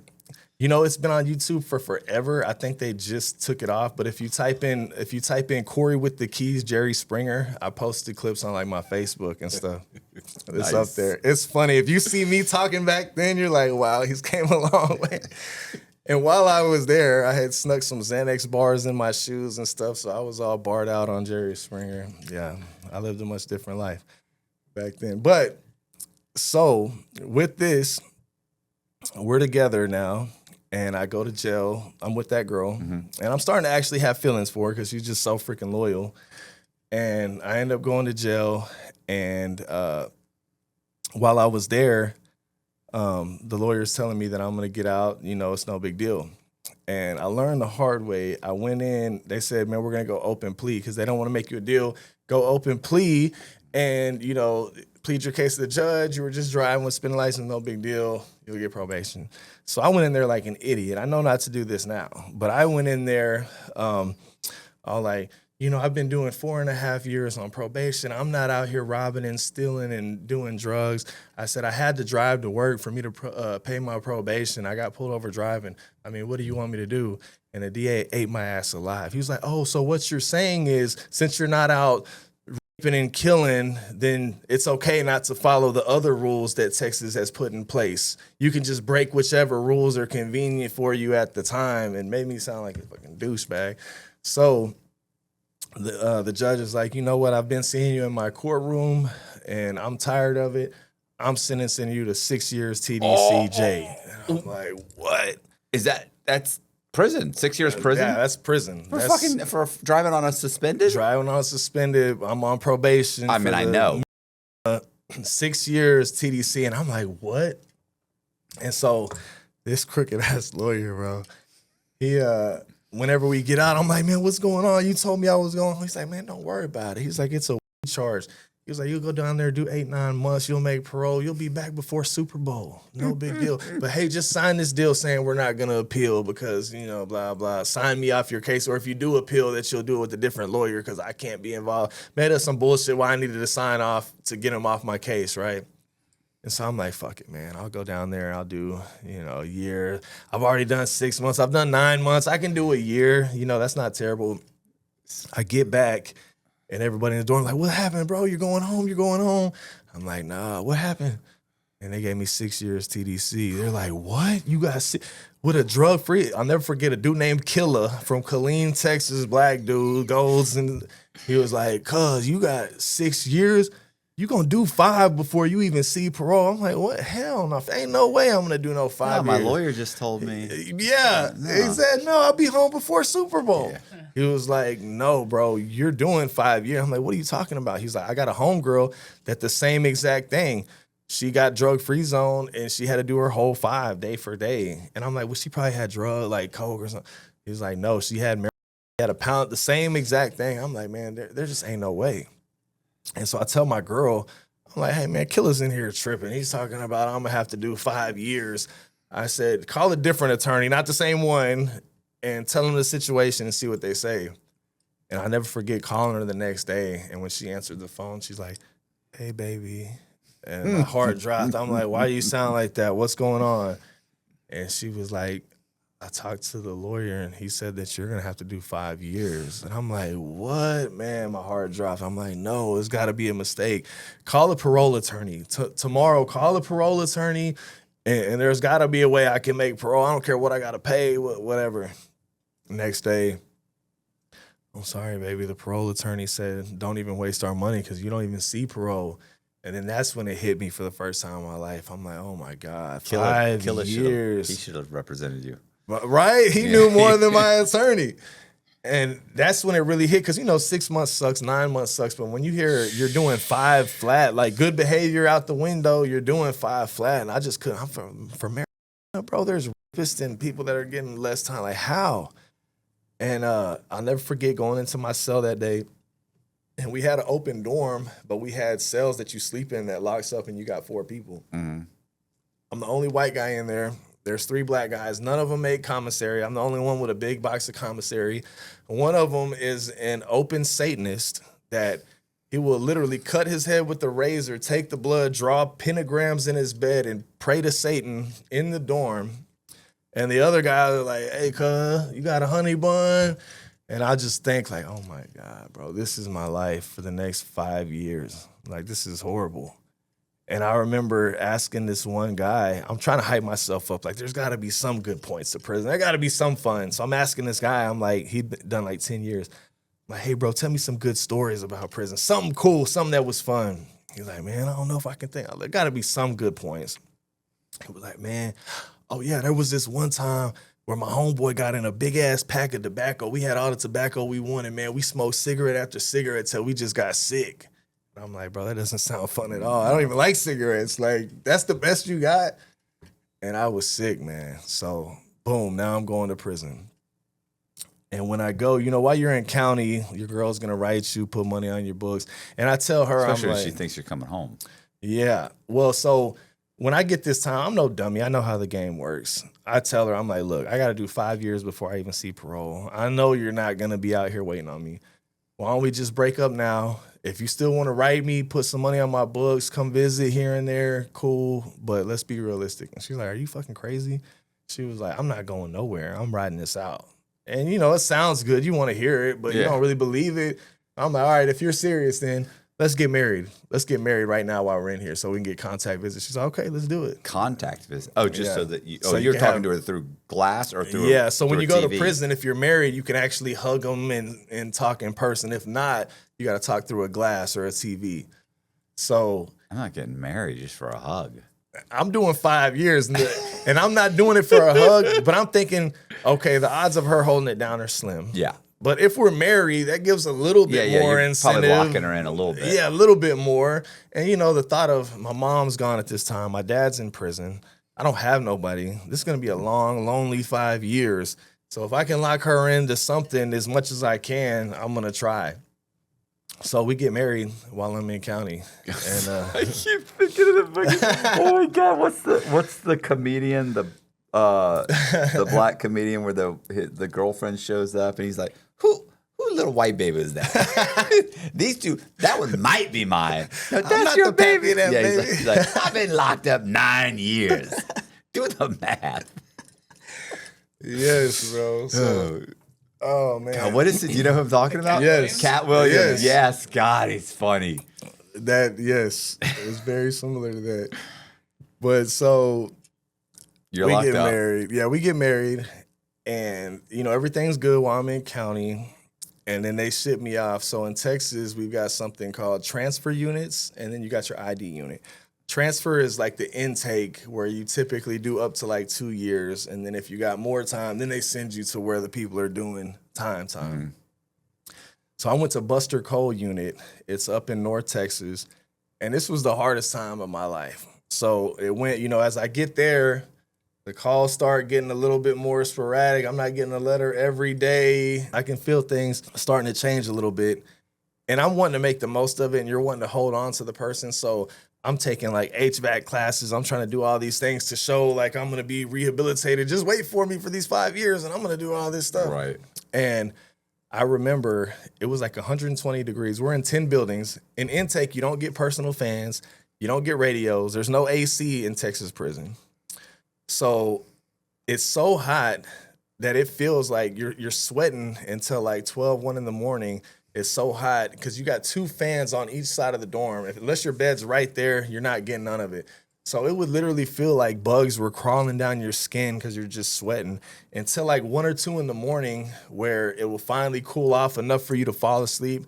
Then at 4:30 in the morning, ridiculously early, they're calling chow time. So you got to wake up, go line up, walk out down the deal to go to chow. By the time you get back, it's like 6:30. At 7, you got to wake up and go to this HVAC class. So I'm not getting no sleep. All of a sudden, calls are starting to get sporadic. Next thing I know, she just ghosts me completely. And I had left her with all my guns, my jewelry, my money. I had about $6,000. I would have thought at the very least, like, hey, you're going to get dick down, whatever. But at least put $50 on my books here and there. Shoot me a letter once in a while. Come visit me, something. But I guess she was upset about Jerry Springer. I didn't realize it. But she completely ghosted me, took all my money. Nothing. So I'm in here hungry. I'm not getting no visits, no letters, no nothing. And I'm barely getting any sleep because I'm in these classes. And this was like the hardest point in my life where I just really felt like, man, it doesn't get any worse than this. But it was also a powerful moment of transformation because after being as low as I possibly could sink, I'm like, man, it can't get no worse than this. This is as low as it can go. So I started doing different things, and it's hard when you're in there starving, you barely get these meals, and you're watching people make big spreads and laughing it up. I don't even got a shot of coffee. So I would do different things. I've always been a musician. So I would write songs, and people would like want to hear my songs. So I'd be doing songs, and they would throw me some soups or whatever to hit a song. And then I was always good with writing and poetry and stuff. So like, me and you could be talking. You could tell me a story about how you and your old lady got into it, but you love her and you want her to know you're going to, whatever. You tell me your story, and I could write out a customized poem that would sound like it came from you. And some people acted like they wrote it, or some people said, hey, I had this made for you. And I started hustling like that. And then I would get a little job where I could steal some bleach or some icy whites. And next thing you know, I'm finding hustles. I'm getting stuff in. And I came to a conclusion. I said, look, I got 1 or 2 options. I'm here for 5 years, at least. I got a 6-year sentence. I'm not going nowhere. I can do 1 or 2 things. I can either accept this as my life and just succumb to a life of prison and poverty. I can play dominoes and fight and just watch TV and kill time. Or I can use this time as a boot camp to prepare myself mentally, physically, spiritually, and become the best version of myself. So even though it seems like it's forever away, when they do open these doors, I'm going to come back for everything that's mine. And that's what I determined to do. So I started working out. I started reading every book I could get my hands on, taking every class. And once your mindset is so powerful to affect your reality, once I started having a mind of abundance and success, it's like everything started changing. This girl that I used to talk to back in the day found out I was locked up. She started writing me, started sending a little money on my books. One of my cousins, started hitting me up. And things started slowly getting better. And I did my time in the ID unit. And then I did almost 2 years there. I'm starting to get comfortable. Things starting to get better. Then I end up going to my ID unit, which is the one where you're going to really be at. Now in this one, when I get there, it's a whole different dynamic. These are people that really have a lot of time, a lot of gang-oriented stuff, a lot of people fighting. And typically anywhere I would go, like I said, I would get tested by both sides. And when I got to that one, I always tell this story. So I had got into it with one of the white guys on the way over there. We didn't end up fighting or anything like that, but they put me in a cell. And I would say the worst fight that I've ever been in prison was with a punk named Coco. All right. Throughout my stint, I had been in several fights, but this was by far the craziest one. So there's a punk named Coco, and he is about 6'3", I'd say 230, muscled up. Doesn't sound like huge, but dude was a big dude. And his thing was, you know, he was flamboyant, but he loved to fight. And he would punk people out. He would ask for commissary, hey, let me get a honey bun, let me get chips. And if you told him no, then he would want to fight you. And he had already beat up like 3 or 4 people. And it's a lose-lose scenario when you get beat up by a punk. Because if you get beat up, it's like, dude, you got beat up by a punk. If you beat him up, you're not getting a whole lot of points. It's like he's a punk. Yeah. So, and a lot of guys didn't want to fight him because they know it's a lose-lose situation. And so he took advantage of that and would always mess with people. And I try to just stay as far away from him as possible just to avoid this. If he come to one side, I'll find a reason to go somewhere else. But, you know, they're going to try to work their way in. And as you probably know, being in the penitentiary, there's a lot of undercover people that you would not suspect that. I was never in a penitentiary, but I was in a medium. Yeah. Oh, okay. Yeah. But I'm sure in the feds, they got the same. Oh, yeah, Stuff. A lot of undercover shit going on. But I think some of these guys that acted super gangster, whatever, really had some secret stuff going on with Coco. Like one of the guys was from Chicago. He was a tattoo man. And he would always be in there tatting Coco up with the little blind covering the deal. And Coco didn't have money. So like, what do y'all got going? But nonetheless, so Coco was, hey, let me get some chips. Let me get that. And I'm like, hey, look, bro, I can't give you no more chips. Like, I got to make it last till story. Like, man, you ain't going to give me no more chips, bro? I'm like, nah, I'm not. And it's like, you know, the dorm's all loud. Everything's going on. It's like everything stopped. Like you stopped the record. He was like, you a bitch. And everybody looked like, oh, I'm like, fuck. And I'm like, you know, if I let him make it, then I'm out of there. So I'm like, ah, dang, Coco. All right, man, come on. Let's go to the corner. So we go to the corner. I walk back there. He just rushes me, just starts throwing haymakers. So I'm like, whoa. So we start throwing, and we're in this small, confined space. So you're not a lot of dancing around and stuff because you got to stay under the stairs. So we just get to trading licks, and like he's hitting me, boom, I'm hitting him, boom, boom. We're just trading. And I start feeling kind of similar to when I was getting that pistol whip. Like I start feeling like the blackness coming, like the dude's hitting me hard. And in my mind, I'm just like, if he knocks me out, I don't know what might happen. And I'm not going there. So I go into like Super Saiyan mode and just start getting him. And I finally start catching him and he drops. And then everybody surround me. Hell no, I can't let you do him like that, cuz that dude from Chicago, they all surround me. All the blacks are walking up on me. I'm like, whoa. And they're like, no, we ain't gonna let you do him like that, white boy. And I'm like, bro, he called me a bitch. He charged me up. Right. And then, you know, it's like 20 blacks surrounding, and there's not a lot of white guys in there. And I'm like, yeah, the ones that are here probably aren't gonna help me. This is not a good look. But luckily, one of the dudes is like, damn, Chicago, you tripping. Like, what you got going with him? Why you worried about the punk? The punk called the man a bit, you know, whatever. So it calmed down, and nothing ended up happening. And I escaped the situation with Coco. But sounds like Coco had a lot of new shoes and Coco, commissary of it. You would think like in the federal system, like the punks got like 3 pair of new shoes. They got commissary. They got, you know, it's like, well, why is that guy buying you commissary? What? I thought, right. Like, I see your fucking kid's mom coming to see you every 2 weeks, and you get lots of letters, and you get commissary. How come you're buying this punk new shoes? Right. Like what, you know? Exactly. And some of the ones that the stay, right? Oh yeah. And some of the ones that act super gangster, super hard, you know, that's another thing when the punks, you know, they get into the little spats, then they'll put them on blast. Like, yeah, that's why you was just doing it. You know what I mean? Like, what? So I thought Colby's heard me. Did you ever hear me?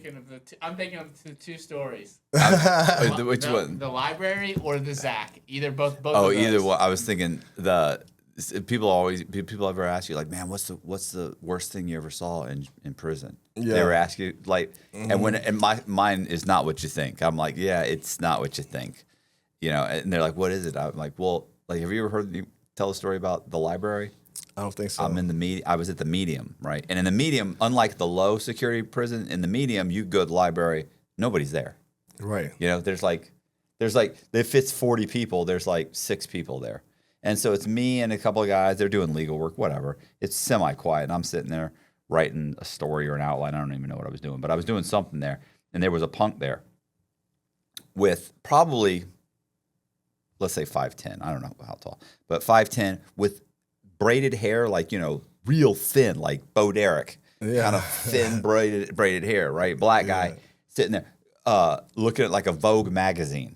Yeah. Legs, the lady leg crossover, turn the page, and I'm sitting there, and all of a sudden this guy walks in, this black guy, 6'2", massive, like he's on steroids. They don't have steroids. Yeah. But I mean, you're like, holy shit, like he ain't in the street in fucking 15, 20 years. Yeah. And he walks in, and it's like, this dude's never been in here before. I'm in here all the time. He comes walking over, walks straight over to the punk. He says, baby, can I talk to you outside? And I'm like, and I'm looking at the all of us are like this, like what? And then he kind of looks around, and we're all right back to staring at our shit again. Then we're glancing back up. Oh my god! And to the punk's like, psh, turn the pages. Baby, please, baby, can I please talk to you outside? Psh, turns the page. I don't like the way you talk to me in front of your friends. Baby, please. No. Baby, can I please? And I'm like, listen. It was the most humiliating thing I've ever seen in my life. I mean, my heart went out. I was like, this poor, like, this is cringe. This was the medium. There are guys with life sentences in the medium. Or if they don't have life sentences, they got 45 years, 50 years. Like, it's over. It's a life sentence. Yeah. You're done. No, you were 30 years old. You got that. You're leaving when you're 70. So this is the closest he's getting to. That's terrible. I hate to say a piece of ass, but it really is. Yeah, but literally. Yeah. So, and he, baby, please, can I please? And so the punk gets up, walks outside. They talk for a little bit. These are moves, right? So this is all within. They got 10 minutes. Yeah. Punk comes waltzing back in, sits back down. The guy comes walking in. He's, baby, please, let me talk to you outside. Baby, please. Puts his hand on the punk, and the punk goes, oh! And he goes, oh! And I mean, we're all like, it was so, baby, please. And I mean, we're just like, I'm like, what is going on? This is the worst thing I've ever seen in my fucking life. God, and I've seen people get stabbed, beaten down with locks, like blood I mean, this is horrible. Horrible. This guy is like, this guy, like, you look at this guy, and this guy is 100% absolutely all masculine, 6'2", chiseled out of fucking granite. Fucking amazing looking. Reduced to nothing. Reduced to a fucking baby, please. Baby, please. No. And when that punk went, oh, and he goes, oh. I mean, it was, oh, God. I can't see it, bro. Horrible. It's terrible. Horrible. There's like, what the hell? And looking around, we're terrified. I can't even make eye contact with this guy. I'm staring at, like, I don't see anything. Please don't kill me. This is his. That's the war daddy. That's the punk's war daddy, and the punk's got new shoes and probably dope or whatever he's buying. And it's sad. He probably bought that Vogue. He probably bought that Vogue for that. Exactly. Yeah, it's sad what men are reduced to in a place like that. Or even worse, when I got to the low, they were like, remember we interviewed Derek. And Derek was like, "Oh, there's a bunch of them with boob jobs and everything." There was at one point there was 2, maybe 3, but you don't have to understand they don't last long. They get there, these dudes go crazy, and they cause so many problems and so many fights that they just basically punks with boob jobs and shit just get moved around everywhere because they all these guys go crazy over them, buying them commissary, getting into fights, yeah. That tripped me out. I saw that. They would make them shower with their shirts on because they got boobs. Yeah. And, they want to take them off in their shower. It's like, what is going on? Where the hell am I at? In Coleman, they have they would have bras on the commissary. Bras. That's They have they have crazy, bro. female products for the transgender, Tampons or what? and they are they pay them. No, they have they pay. Come on, man. Did Derek not say tampons? What the hell? Listen, it's insanity. Pregnancy test. And they had one other thing and the BOP pays for everything, all of the shots. That's insane. All the shots, everything except for surgery. They don't pay for surgery. They just pay for all the hormone shots, and they have to see a psychiatrist. I don't know if it's once a week or how. But So they're living their best life in there. They don't even care. Of course. That's insanity. But yeah, that's one of the things. So I learned in state jail, you could do time the easy way or you could do it the hard way. Like if you want to fight every day, they got a place for you. It can always get worse is what I learned. They can put you in seg. They can have you where you're eating food loaf where they just grind everything up into one loaf, applesauce and steak and whatever, and you have to eat that. So I decided on this go around that I'm going to do time the easy way. So I'm going to be here. I'm not going anywhere. I'm going to get me a good job. My thing is exactly what you said. We lose touch as men with how to deal with females, how to converse, how to just be in their presence. And I didn't want that to happen to me. I didn't want to get out and be the weird guy that couldn't talk to girls.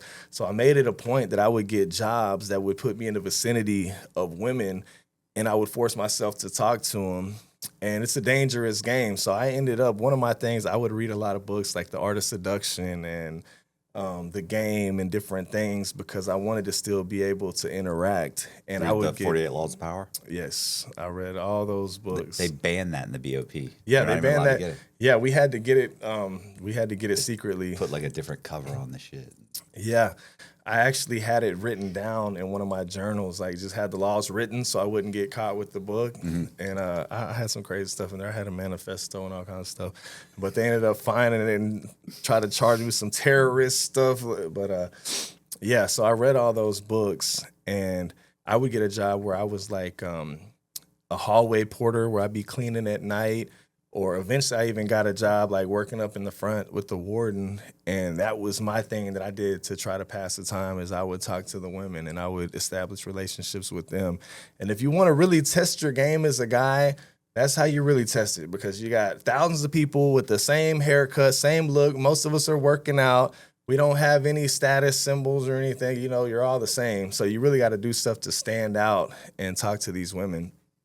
And I ended up, while I was in my ID unit, I got an opportunity to go to something called Prisoners Entrepreneurship Program. It's this really cool program. There was a lady from Chicago. She went to go tour a prison, and she thought it was going to be a bunch of trash, scum of the earth, whatever. When she got there and she met the prisoners, she realized a lot of these people are very intelligent, very talented, have a lot of skills. They just grew up in bad environments and they don't know how to use those skills. So she ended up wanting to start a program where you take actual college courses and you have business plans and you prepare yourself. You meet up with executives and all this stuff to go into the world. So she ended up hooking up with an inmate and got in trouble, and she had to leave the deal. But the program still remained. Who was the inmate? Some inmate in the first unit that they came into. I don't even know. But yeah, they ended up hooking up. And let me not put a bad name on the program because the program was an awesome program. Yeah. But you have to take this packet, and they'll send you, if you're even interested, they'll send you this huge packet in the mail. You got to study all kinds of, it's 100-something questions. You got to get a 99 on it. And it's a hard test. And so imagine you're in here, people fighting, beating on the walls, playing dominoes, smoking K2, doing all this stuff, tatting. And are you really going to be over here trying to study for this test with the hopes that you get into this deal? But like I told you, I was treating it like boot camp. I want to make the most out of my life, and this is a great opportunity. And if you make it into the program, you get to go to a new unit that has air conditioning, and, I just felt like a good opportunity. So I ended up doing the studying while everybody, like I said, smoking, fighting, all kinds of craziness around me. I think 1% of the prison population actually makes it into this program. Well, I ended up making it into this program, and I got shipped over to that unit. So now I'm in this class. And you learn a lot of great things. Like you actually take a Harvard business course and you come up with a mock business plan of what you want to do when you get out. And supposedly if you win the business plan competition, you meet all these executives and pitch your business plan. And the person that wins, you know, they have halfway houses and stuff to help you when you get out.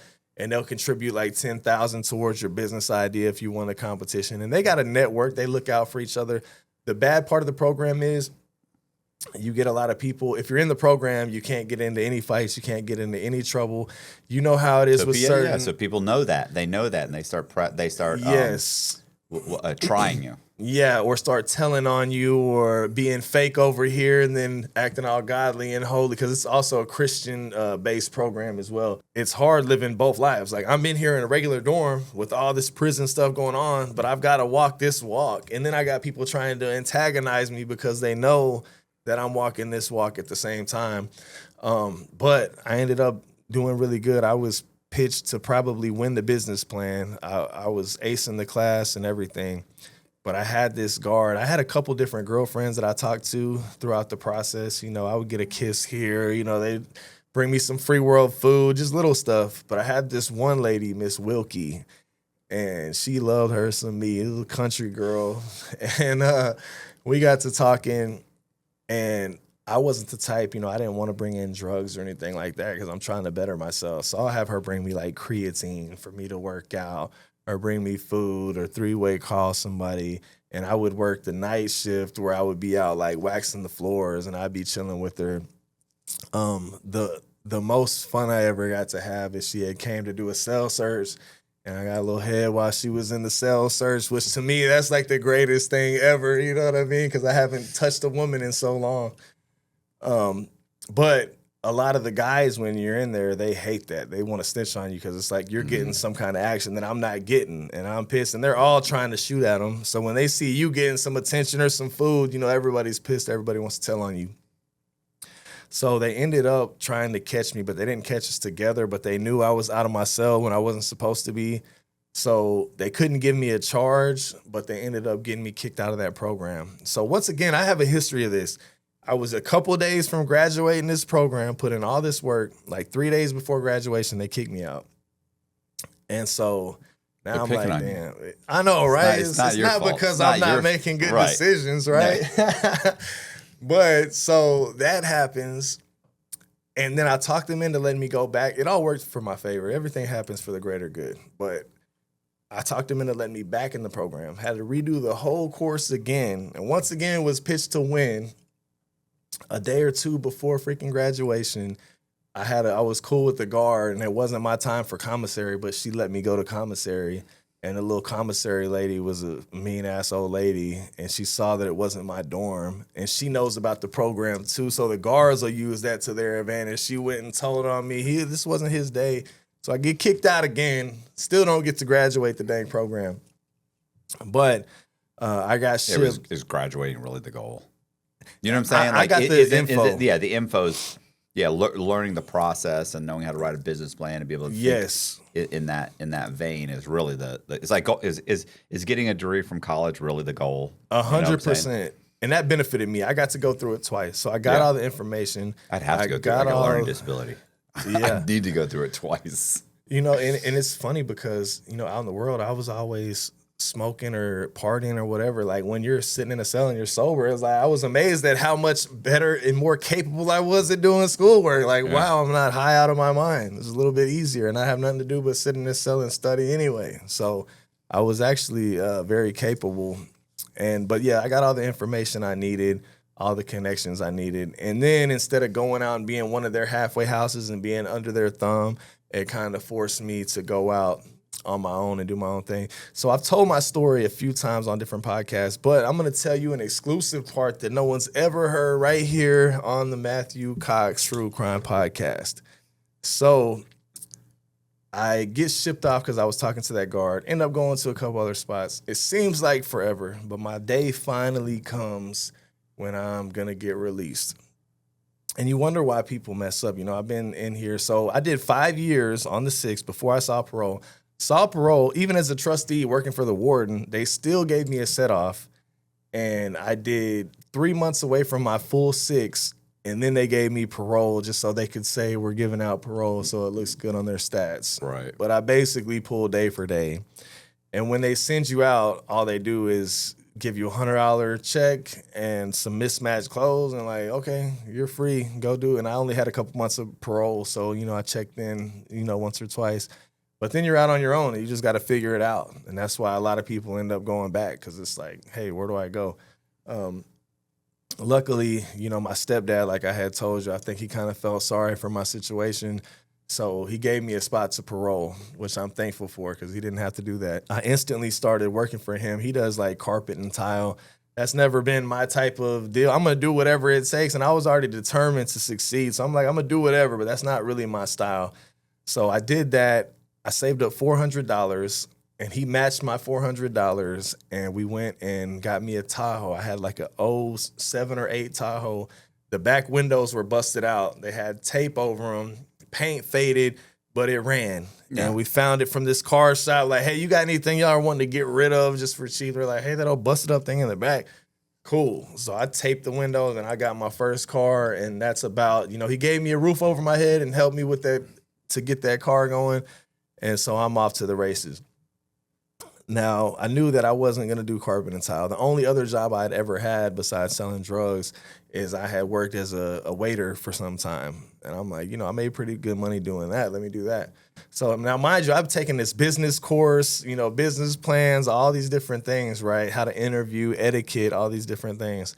So I show up to Chili's in Temple in a suit and tie. Like, I'm here to apply for, are you applying for a manager? Or what? Right. I'm like, I want to be a server. They're like, dude, you're in a suit and tie. You're hired, bro. Like, what the hell? So I get hired there, and I instantly start, I'm working doubles. I'm moving up in the ranks. Very quickly, they're thinking about making me a manager. But I look around, and I'm like, I always want to see what's the end goal. What can I elevate to? I look at the GM of the store, and she's getting ran ragged. She's looking stressed out. She's not even making $80,000 a year. I'm like, is that the most? And she's been here 20 years. Like, is that the most I have to look forward to? That doesn't sound like a win. And I remember one day we didn't have no dishwasher. We had been getting our asses handed to us, people complaining about their food. And I remember looking in the mirror after a long shift, tired, and I look in the mirror and I just visualized myself being 50 years old and still doing the same thing. And I'm like, man, this can't be me. This is not what I'm destined for. So while I was in prison, there was a guy that told me I would be a good car salesman. He was like, you should look into car sales. And I'm like, why?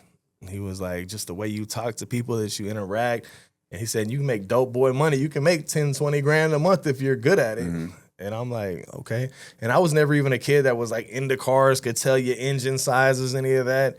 But that always stuck with me. And, as a felon, you're thinking, what can I do? I could maybe drive trucks. I could be a welder. None of that stuff really fits my style. So I'm like, you know what? I'm going to give this car sales stuff a try. So I would go, I had my one little Walmart suit and tie, little button-up shirt, little Walmart tie and slacks, and I would work doubles at Chili's. I would work the lunch shift. In between, there would be like a 3-hour gap before the dinner, and I would go drive to car dealerships, and I would go apply. And, you try to do it the right way, put my references. Yes, I've been to prison, but I took these classes and, all this stuff. They don't give a shit. Turn you down. And it's a long process, to do all that. Turn me down. Belton, Temple. I'm from Central Texas, Belton, Temple, Killeen area. Belton, turn me down. Temple, turn me down. Go to Killeen. I'm doing this every day, and I'm starting to get fed up with it. At Killeen, I had hit all the places there, and I was on the verge of giving up. And as I'm leaving, the last place I see is a place called Freedom Jeep Chrysler. And I see the freedom, and it's like the light shines down. I'm like, maybe this is a sign. Freedom. I just got out of prison. So I'm like, man, I'm going to try one last time. And I said, you know what, this time I'm going to do it my way. So while I was in prison, I used to always watch a movie called Catch Me If You Can by Leonardo DiCaprio. Yeah. You know what I'm talking about, course, where he fakes being a pilot and all these things? Frank Abagnale. Yes. So I'm like, you know what, I'm going to try to do it like that. So I go in, and I'm like, look, I have a meeting with the manager. Like, what's your name? I'm here for the manager for sales. And he was like, yeah, how can I help you? Do you have an interview? And I'm like, well, I'm hoping I do, because I'm going to be the best salesman that you've ever had. I've been selling cars for the last 6 years out in Dallas. I'm the #1 salesman. I'm going to make you more money than anybody's ever made you. And he was like, oh, really? what part of Dallas are you from? And I'm like, what do you mean? He was like, well, you got Arlington, I'm like, oh, yeah, Arlington. And he was like, really, what side of town? He starts asking me all these questions. I'm thinking like, damn, why is he asking me all these questions? Does he know that I'm lying or what? He's like, man, I'm not trying to drill you, bro. I'm from Dallas. I've been selling cars out there 25 years. I know all the spots. And I'm like, shit, I should have said Houston. I should have said anything. But I'm just like, oh, it was just a little mom and pops. I called it Auto Nation. I was like, it's just a little mom and pops shop out there. I was married to the owner's daughter, and I was running it up there. Then they closed down. I left her. Now I'm back in Texas. I'm just freestyling this whole story.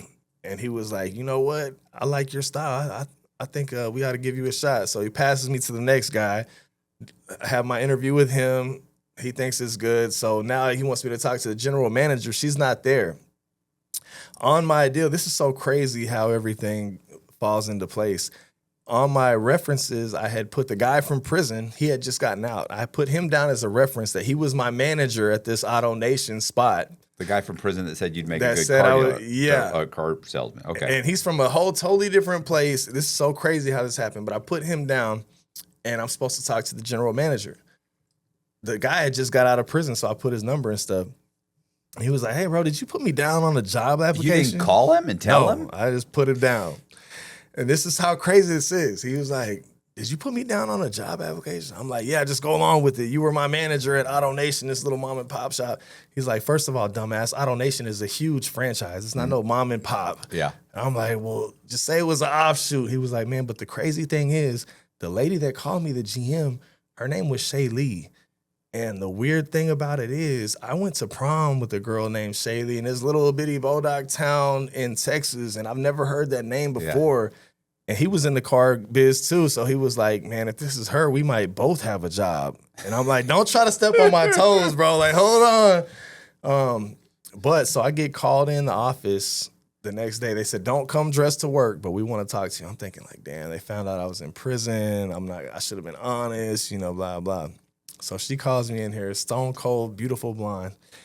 And she said, I talked to HR, and they said, do not hire you under any circumstances with your criminal record and everything that you've got going. If I hired you and something went wrong, it'd be my ass on the chopping block. But David, your reference, I actually went to prom with him. He's a good guy, and you got a nice smile. So I'm going to give you a shot. And if you screw this up, it's your ass. I'm like, man, thank you so much. And she was like, since you got all this experience, you're not getting no training. You're on the sales floor. Go sell some cars. he followed up on the story? Yeah, bro. So, so now, like, I'm hired. I don't know anything about cars. I don't know where a VIN number is. Like, I don't know nothing. And I'm in this huge franchise dealership with hundreds of thousands of dollars of inventory. Like, go figure it out. And I was a little intimidated, but I'm like, man, I got two options. Like, I'm either going to figure this crap out, or I'm going to go back to flipping burgers, and I ain't going back to flipping burgers. So I started watching every video I could watch, just calling everybody I knew. Naturally, I was talented at it. So the first day I was there, I ended up selling a car my first day. And I was around a lot of negative people in the used car. They're like, oh, yeah, you think it's cool to wait till you don't sell no cars and rent's coming up. And I'm like, man, does anybody sell a lot of cars? Like, is there anybody that makes a lot of money? Right. And there was this one little girl in the new car division, like, well, she makes like 20 grand a month, but she gets fed all the deals. I'm like, if she can do it, I can do it. I'm going to figure it out. And I just started going hard. And I had been there for like 2 weeks when we did our first month sales. I was the top of the used car division. The next full month that I did, I was the top in all 3 franchise stores. And I was just the top salesman from that point on. I'm making money. Now, this is the part of the story that I have not told. So while I was there, I was doing so good. The GM, so there was the GM and then there's the regional manager. The GM is the hot blonde, right? So I get cool with her. The regional manager says, hey, I need more people like you. I'm like, well, unfortunately, sir, They got a bunch of them caged up right now. Hey, I know. I'm being cocky. I'm like, well, unfortunately, sir, you're not going to find anybody like me. He's like, okay, smart ass. How about this? Anybody that you get hired that last 30 days, I'm going to give you a bonus for each one. So I'm like, bet. So I don't care if they're good or not. I just want to get them to hire, and I want them to last that long. So I have a buddy of mine. He was like, hey, there's this girl. She's looking for a job. She can't get hired because she's got like some bogus assault charge on her baby daddy. but she's looking for a job. So I look her up, and it's this hot chick. I'm like, bet. I'm trying to get anybody hired anyway, but a hot chick, that's cool too. So I get her hired. And, me and her start talking. This will come into play later. Now, with this manager, right, she's like early 30s, stone cold hot blonde, takes no crap, just running the store. Like, people are intimidated by her because she don't take no crap. Me just getting out of prison, I'm feeling myself. I had sold like 2 cars, and it's hard to sell 3 cars in a day. And I'm like, man, I'm about to sell 3. She's like, I bet you won't. I said, all right, if I do, I'm taking you out to dinner. And she's like, oh, yeah, okay, whatever. Boom, I sold the car. I'm like, yeah, we're going to dinner. And she was like, are you serious? She thought I was kidding. But I kept hounding her. I'm like, no, you promised me. She's like, I'm married. I'm like, so what's the dinner going to do? That's not going to do nothing. To make a long story short, we go to dinner, and I don't think she's ever, she's the scary boss everybody bows down to. I don't think she's ever had anybody come at her like that. But I was just like, man, has anybody ever told you are so beautiful? And she's like, you're really coming at me like that? I'm like, I have to. I can't help it. But yes, you are. And we start talking. So lo and behold, I start banging the manager. Oh, my God. Horrible. And so this happens, and then the girl that I got hired, I'm fresh out. She's a young, beautiful woman. We get to talking. I don't have any kids or anything at this time. So we hook up, and we get together. And now she's wanting to move in, and she ends up getting pregnant. She ends up finding... You're cheating on your girlfriend? Well, I was already... You're married. Wait. Cheating on my married girlfriend. No. I was already talking to the manager first before I got that's your girlfriend. You're now cheating on your or you're cheating on your girlfriend with the salesman. No, salesperson. The general manager. Oh, you were already talking. I was the salesman. Oh, you were already talking to the. I was already talking to the general manager, and she's cheating on her husband, right? Obviously. But then I start dating this, and like she can't. I didn't really consider it cheating because she's married, so she can't tell anybody. I can't tell anybody. Right. It's got to be secret. Well, but I don't want to not. Would the girlfriend consider it cheating? Well, you'll find out about that in a second. But I'm not gonna cut it off with the GM because that's the job whole security. Boss. Exactly. So we're still doing our thing. It has to be secret anyway. But yeah, I started talking to her. Well, she looks at my phone one day and finds the messages to the GM, and she's freaking pissed because she feels like the GM kind of like a little spiteful to her anyway, probably a little jealousy going on low key. And so she tells on us, and I'm thinking, crap, I finally found a job I'm good at. I'm making all this money. I'm going to get fired. Let me tell you something about car sales. When you sell a lot of cars, you can walk in there butt naked if you want. They're probably going to find a reason to look the other way because you're making them a lot of money. Mm-hmm.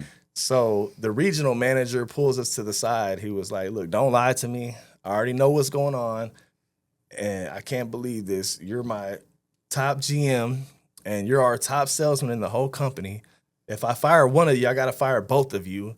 Would you mind if I just send you to one of the other stores? I'm like, what? You're not going to fire me? Pfft. Bet, bye. Yeah, let me pack up my stuff right now. So he sends me to one of the other stores and keeps her there. Now, I feel bad for her because she really was a good woman. She had a rocky relationship with her husband. They hadn't been intimate in a long time. She really is good people. And that kind of made it real hard on her because I'm the young salesman that got the GM, and she's the one, like, you sacrificed everything for this little salesman. So her life got hard. She ended up doing real good later on. She moved to a different dealership, but it was kind of rough on her, and it wasn't as rough on me. But so I get now this other girl is pregnant, and she was like the sweetest girl. I felt like so nice. We got along so great. It was like the second she got pregnant, it's like she instantly changed. Like, I got him locked in now. Now the true me can come out. And do you think it had anything to do with? I'm not going to take any accountability, bro. No. But it could. Right. And there was other things like, I'm not going to say I'm innocent. I'm not going to say she was innocent. At that time, before getting pregnant, we would party. We would go to the bars. I had some suspicions that she had talked to some people. She had suspicions about me. So it wasn't perfect. Either way it goes. But she gets pregnant. Yeah, so she got pregnant, and I'm making money. I'm doing good. And this is the part of the story I haven't told, but where things start to get left. So I found some success. Like, I'm out sober. I'm making money. now I went from living in the hood to I bought my first home. My credit's getting built up. I'm finally being a responsible adult for the first time in my life. And I had caught a DWI. It was my part. I'm like, I'm working, always justifying stuff, right? I'm working, I'm not selling drugs. If I want to have a couple beers after I get off work, And it's so, pretty important that you have a driver's license. Yeah, I had a driver's license. I'm saying to sell cars. Yeah. You know what I'm saying? Like, that's pretty crucial. That's a bad thing to get. Right. For a car salesman. But see, I learned enough to know I needed to get a driver's license, but I didn't know you couldn't drink while you had a driver's license. I mean, yeah, that's not on the test. Come on, man. So I ended up getting a DWI, and I got a DWI 1, and my dumb ass, it was a slap on the wrist. Now I got money. So now I got a good lawyer, and it's a slap on the wrist. And about a month later, I get another one. And so with them so close, and I'm like, I know if you get 3, that's bad. But I only got 2. He got them ran concurrent to where they got charged the DWI 1. So even though I got 2, they ran them concurrent. On my record is only a DWI 1. And, I paid some fines. I had to go to some work release stuff where you turn yourself in, for the weekend, you work all day, then you get out. So you're not really in jail, but you're getting jail time. And this is where things start to go left for me. So I remember I was in there with my brother-in-law. He happened to be there too. And we're in there, we're shoveling crap at the expo center, picking up trash, mowing in the heat. I mean, doing hard labor. And by this time, I'm used to sitting in the AC selling cars. So this is hard labor. And I remember him saying, he was like, man, I sure wish we had something that would make this time go by a little bit faster, make it easier. And I had ran into one of my old friends from the past that had some white, or it was actually the ice. And I was like, man, I can probably get us something. He's like, man, you should do it. So, and I had been sober besides drinking. So we did some. And it was like amazing. Like shoveling crap was not hard. We were shoveling, mowing, it's the whole weekend just breezed by, and it was all good. And so the next weekend we're like, man, that was smooth. We should do that again. So we did it the next weekend. And then as, drug use tends to go, now it's like, well, it's Thursday. Why don't we do some Thursday? And then it got to the point where I'm doing it often. And for the first time, before I had always had to sell drugs, and so I always had to re-up and I had to be in the game. Now my one rule is I'm not selling drugs. We've already seen how that goes every time. I'm not a good drug dealer. And with cars, it's like the same process, but I have a product that I can tell the world about. You know how hard it is to sell drugs? It's like the more people you tell about it, the more risk you take of going to prison. With cars, I can be on the rooftops like, hey, I've got the product. So I wasn't going to sell. But now I've got thousands of dollars. I can go buy ounces at a time and just party like a rock star. And by this time, me and my girl were more and more toxic. We were getting into it all the time. It was just constant drama. And I got to the point where I didn't want to be with her anymore. And she's pregnant. I didn't want to kick her out. But she had figured out that the only thing I was scared of is the cops. So her defense mechanism, we could get into any type of fight, and she's going to call the cops on me. And she figured out, like, I don't want to fight. I don't want to go back to prison. So I'm not going to yell and scream. I'm the type, I'm just going to leave. So she'd be yelling and screaming, going crazy, trying to hit me. And if I would try to leave, then she would call the cops on me. And if I did actually leave, then she'll say, oh, he pushed me, I'm pregnant, whatever. So I had so many close calls where the cops came. And luckily, she would be all irate and belligerent. I would talk to him like, look, obviously I didn't punch her in the face. She doesn't have no marks. Mm-hmm. Sometimes I would have marks on my face, but it was just so toxic, always the cops being called. So I just realized it was a toxic situation, and I didn't want to be with her anymore, but she was pregnant, so I didn't just want to kick her out on the streets. So I will admit I got to a point where I'm partying like a rock star. I'm going out to the bars. I'm messing with different women. I'm not even trying to be secretive about it at this point. She's at home. And eventually, it got to the point where I don't think that I had slept in almost a year straight. Like I was just rock star status. And now I'm this, somehow, I don't even know how I managed to do this, but I had been building a big presence on social media. I was like known for being the car guy. So I'm kind of like my mom in this sense, where I'm living a double life. I'm on social media, I'm the car plug, I'm helping all these people. Then behind the scenes, I'm partying like a rock star, menages with all these women, just living a crazy life. And it just got more and more toxic with her. She ended up having the baby. And I should have admittedly got my life together at that point. But in my mind, I'm still paying all the bills. I'm still going to work every day.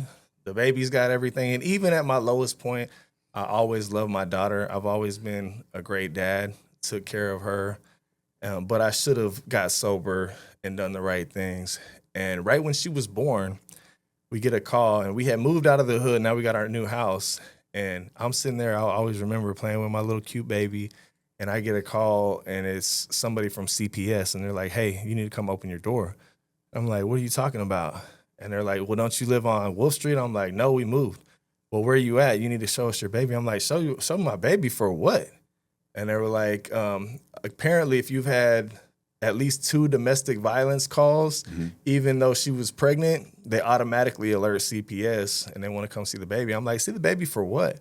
Well, we got a call on such and such. I'm like, first of all, that was when she was like 6 months pregnant. That was already proven. You know, she said some crazy stuff. Yeah. Then it was proven that was false. So you're a little late. False police report. We haven't had any issues. The baby's never seen anything. And if you know anything about CPS, they don't care. They want to try to get in your life. They don't want to leave. They want to run things. And so they're demanding to come. I'm like, look, I'm an American citizen. I'm a taxpayer. I know my rights. You're not coming into my house. And they're like, we just want to see that she's okay. And I'm like, you can FaceTime. I'll show you the baby is fine. Like, this happened before the baby was even born. There was no drugs in her system or nothing crazy. You're not coming in my house. And they took me to court. You know, they try to play the good cop, bad cop. They try to threaten you. And they say, look, we're not here to hurt you. We just want to make sure your house is good. Everything's okay. And, you know, make sure it's clean. I said, well, do y'all have a certain set of stats of like how clean it needs to be? What? They're like, no, we just go based off discretion. I'm like, well, what if you got a super anal clean freak or you got somebody who's not like that? Like, where is the guideline saying what's what? And I'm like, no, you're not coming in my house to tell me if you think my house is fit. You're not doing it. So they take me to court. And the judge, they don't even want to hear it. They say, oh, you're in court. CPS wants to go in your house. Okay, we rule in favor. And I don't even know how I did this, but there was a bailiff there. And I'm like, man, what do I do? I don't agree with this. And he was like, you can plead de novo. I don't even know what that is. But I said, I plead de novo, which is basically like you disagree with that decision. And they weren't able. So I've learned this about CPS. I can actually say the first time I beat CPS. If the mother and the father both stick together and there's no hard evidence of any abuse or anything like that, if you allow them into your life, if you say, yeah, come in my house, once they're in, they're in. But if y'all stick together and say, no, you're not, and there's no evidence of anything wrong, they can't come in. So she's like pleading with me, and I have her secretly being recorded on Facebook Live. And I'm like, look, I'll tell you what, you let me come to your house and I'll do an inspection in your house and I'll tell you if I think it's clean enough. And then you can come in my house and do the inspection in my house. And we're just trying to help you, blah, blah. No, we're not doing it. So I actually beat them. They had to close the case. They couldn't come in, right? Me and her still getting into it. We end up getting into it again. And she ends up burning off with my daughter. She burns off like 300 miles away. And that was one of the most challenging times of my life because, you know, even though we had our problems, I still loved her. And my daughter was everything to me. And so she took off. She wouldn't let me FaceTime. She wouldn't let me have any kind of contact. And whatever was happening with me and her, she knew I was a good father. And she really, out of spite, was wanting to hurt me by completely keeping my daughter away from me. Mm-hmm. And so, and by this time also, let me throw this in, she's pregnant again with my second daughter. So now I know I got another baby on the way. I've got my cute little daughter that I love more than anything. She's gone. I'm coming home to this empty house, you know, and I'm trying to figure out what to do. And everything happens for a reason. So at this point, I realized, you know, I had all the crazy thoughts go through my head. I'm like, I can go try to find her and go take my daughter back because there's no court order in place. So whoever has possession has possession. Right. I'm like, I can try to go steal my daughter back. And I had some crazy plans. I was going to fly a drone and go see when my daughter was outside. And I was some crazy ideas because I wanted my daughter so bad. And then I thought, you know, if I did something to hurt her, then, of course, my daughter would grow up without a father because I'd be in prison. I had the thoughts of wanting to hurt myself. I just can't do this. I'm going to take myself out the game. But then I'm like, then she gets to be the poor, grieving widow, still out here messing with dudes while she gets the benefits, and my daughter grows up without a father. So I realized, like, the only choice I have is success. Success is the only revenge. Like, you got to get your shit together. You got to go get a lawyer, and you got to go fight for your babies. So I quit everything cold turkey. And mind you, I hadn't slept in probably a year, so coming off of that, it was really rough. So you coming off of that, your body's aching, the depression of not having my daughter, of missing my girl, all that stuff in one. It was the hardest time of my life.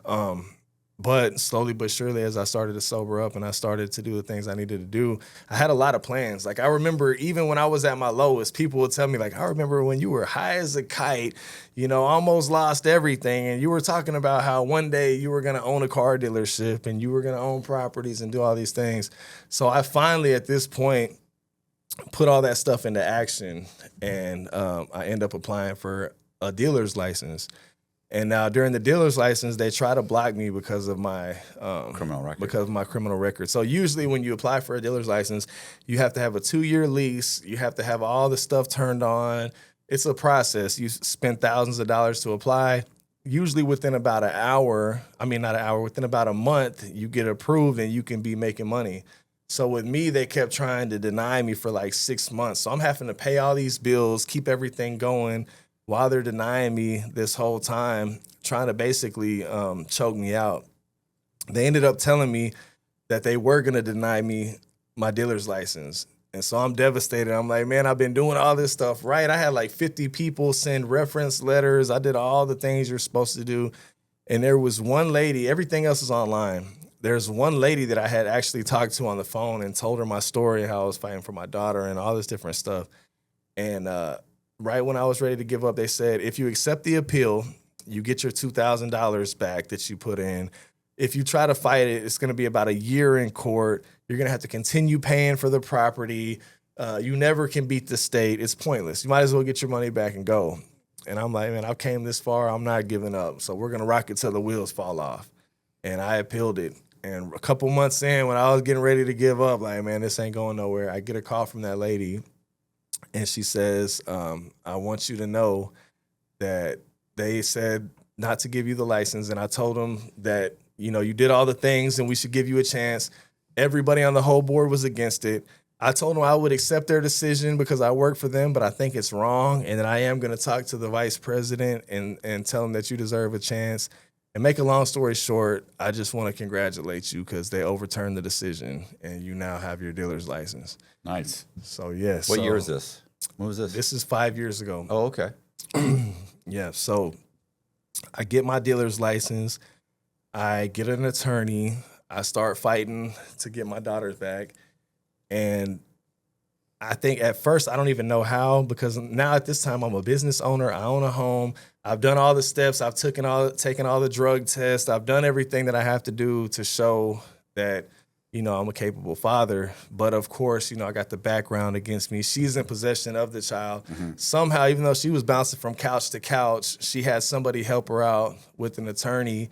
And so they're trying to make it to where I got a restraining order. Like, I get no visitation, no nothing. So this whole time I'm just fighting, trying to get my daughter back. And then it's crazy. So she's staying with her sister at this time. Her sister is a little bit more intelligent when it comes to paperwork and the system. So she's helping her file all this stuff to try to keep me away. And I told her sister, I'm like, eventually you're going to see what type of person she is and y'all are going to fall out. And sure enough, she was 1 month away from having my second daughter. And out of nowhere, I hadn't seen my daughter in all this time. And she just shows up and she's like, hey, I got into it with my sister. I'm back in town. Do you want to see your daughter? And I'm like, yes, absolutely. I've been going crazy. And so I see my daughter. And this is a crazy story. I see my daughter and everything's good. Now I'm sober. Now I'm the guy that I'm supposed to be. I got this business. I'm doing all these things. So I'm thinking we're going to work things out because, I'm taking accountability. Well, maybe I didn't treat her right back then, whatever. So she ends up having my second daughter. I'm in there with her. She's born. I'm trying to work everything out. She goes to stay with her other sister for like 2 days just to kind of heal up. I'm thinking everything's good. We're going to get back together. She burns off with that daughter and takes off, doesn't even put my name on the birth certificate or anything, and takes off with her. So now she's got my brand new newborn. And now at this time, I'm sober. I'm doing right. I'm living how I'm supposed to live. And now I just barely had my other daughter back for like a month. Now she takes off with both of them and won't let me see them. So now I'm freaking out once again, wanting to crash out and do something stupid. But I know once again that success is the only option. So now I'm fighting for both of them. And during this time,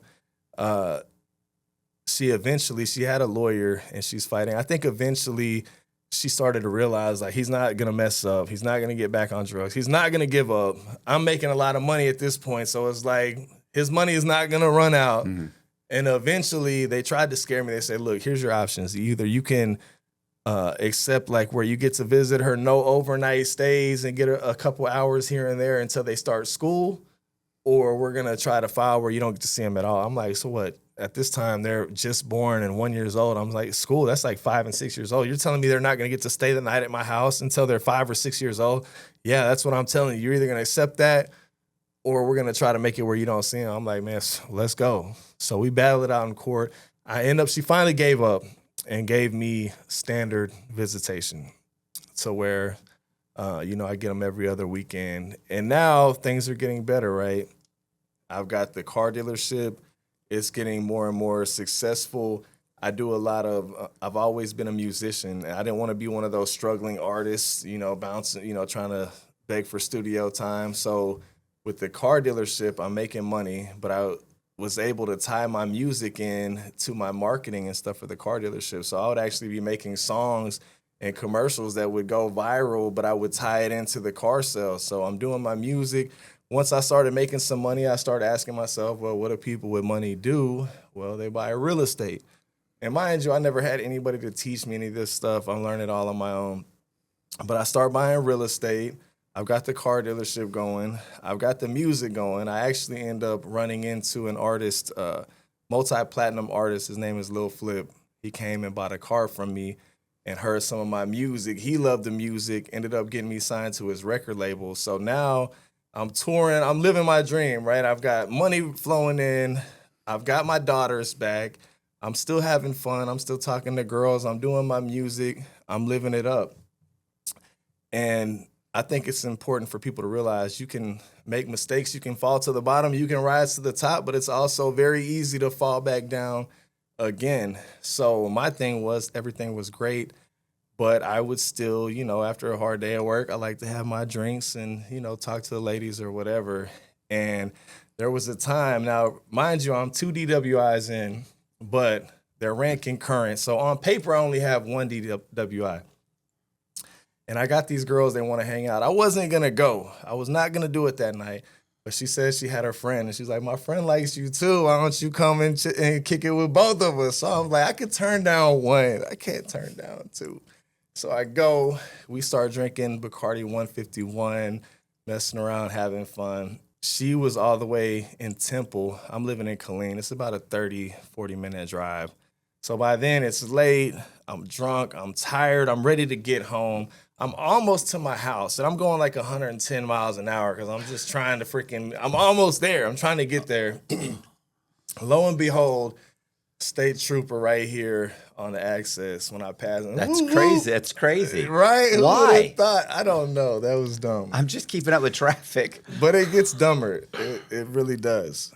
I like to think of myself as pretty intelligent individual, but this was a dumb mistake. So I get pulled over and I'm highly intoxicated. We've been drinking Bacardi 151. So I know I'm drunk. There's no way he's not going to think I'm drunk. I'm already going way over the speed limit.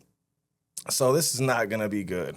So when he comes to my car, he instantly is like, you look like you've been drinking. He starts getting an attitude. And me being the business owner, tax-paying individual, mind you, I've been speaking in prisons, telling my story. I've been mentoring, talking in schools. I'm doing all these great things. I'm a respected member of the community now. And I'm like, in Killeen, it has a very bad rap for like crime, gang violence and stuff like that. And he's wanting me to step out the car. And I'm like, are you serious, man? We're in Killeen, Texas. All these people out here and murdering, and you want to stop a business owner who's just trying to get home and blah blah. So I'm telling him basically like, why are you stopping me? Right. Because I'm in this deadly weapon of a vehicle, way intoxicated. But you know, I just start going off on him, right? Well, he takes me in, and he's wanting me to do a breathalyzer. I'm like, I'm not. You know, you're always told, you know, don't take the breathalyzer. I'm not taking one. And so we get there, and we've been exchanging words. You know, I'm talking crap to him, so he's already pissed off. He starts looking into my case.